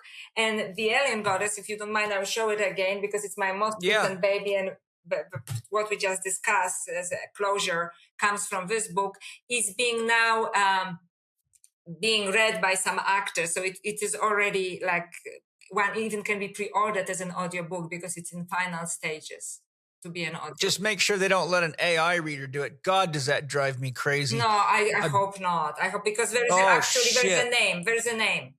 There is good. Yeah. I bought a book recently that I really wanted to listen to, and it turned out to be an AI reader, and it was a deep book too. I think it was Rizwan Virk's second book, The Multiverse Simulation Hypothesis. And I swear to God, it just drove me out of my mind because there's no connection. It's just like word. There's no flow. There's no. It's just like, I felt like saying, listen, world, listen to this book and you'll see what your future looks like if you keep going in this direction. That's right. It drove me bananas. And then I'm listening to another book right now, of all people, by Bernardo Kastrup. Yeah. And even though it's a human reader, he sounds just like an AI. I'm like, what the fuck is this? Imitating AI now. Imitating AI. The final downfall. It's like like going to the church of AI. So The Other Goddess is an audiobook already. It is definitely by an actress, and I got feedback that people said, oh, I think she really got your message. Just somebody sent me a message. I love this audiobook. And Alien Goddess is still being right now prepared to be an audiobook in final stages. And my understanding is that it's also an actress, although a different actress for this book. Okay, good. Well, my final question is, what are you working on right now? And where would you like to direct the audience to engage more of your offerings or any context you want to share? So I think the best way of connecting with me is probably via my books, because as you know, especially The Other Goddess is very personal and playful. I think Alien Goddess is what we really need nowadays, right? Good, but I also have a Facebook page on which I'm very active. It's a public page. It's Dr. Joanna Kujawa, right? So it's spelled like here, Dr. Joanna Kujawa. Why don't you spell it for everyone in case they're listening? Okay, so Dr. Joanna and last name Kujawa. Right. So I'm also on Instagram. And I also have a small YouTube channel, which is also Dr. Joanna Kujawa, spelled in the same way. I have a website, which is basically joannakujawa.com. So it's easy. So it's again, Kujawa.com. And I have links to my books. I have links to my courses. At the moment, I have 3 courses and I'm working on another one. And, I give my personal information there as well. So, and in the second part of 2027, I'm going to also give some sessions, so I'm getting qualifications in this. I have a PhD, but not in what I'm going to do. And I want to work with people who write to me about the anomalous experiences and spiritual aspects of this, but it won't be until the second part of 2027. And now great. I just finished this book, Alien Goddess, and I'm just kind of restructuring around it because it was like a thunderbolt for me, on my consciousness. I'm still integrating it. Sometimes it's even difficult for me to talk about it because it just came to me and asked me, research this. I was a tool and I was aware of it. I was a tool. So I'm integrating what has actually happened and then I'll go from there. But I love to connect with people. So please don't be shy.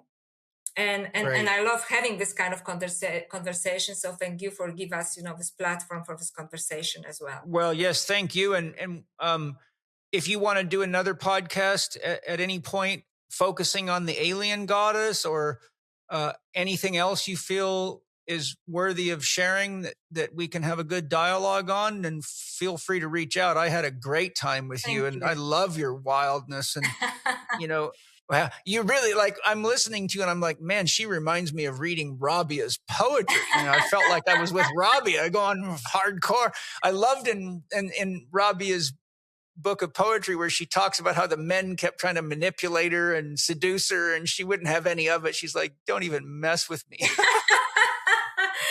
That's so funny. It was a true pleasure speaking with you. And I love that this podcast is in a form of conversation so we can both learn something and we can connect. Yeah, thank you. Lots of love to you. Thank you to my sponsors. Thank you to all of you guys. I know that you're committed to being the change the world needs now. If you're still listening to us after 3 hours of rock and roll, baby, I'm like, I could talk to Joanna, long enough that I'd go into a deep fast mode and probably wouldn't even remember to eat. I just dig these kinds of conversations. I think this is what the world needs more of. And so thanks to all of you for being the change the world needs now. And thanks to my sponsors for all your love and all your great products.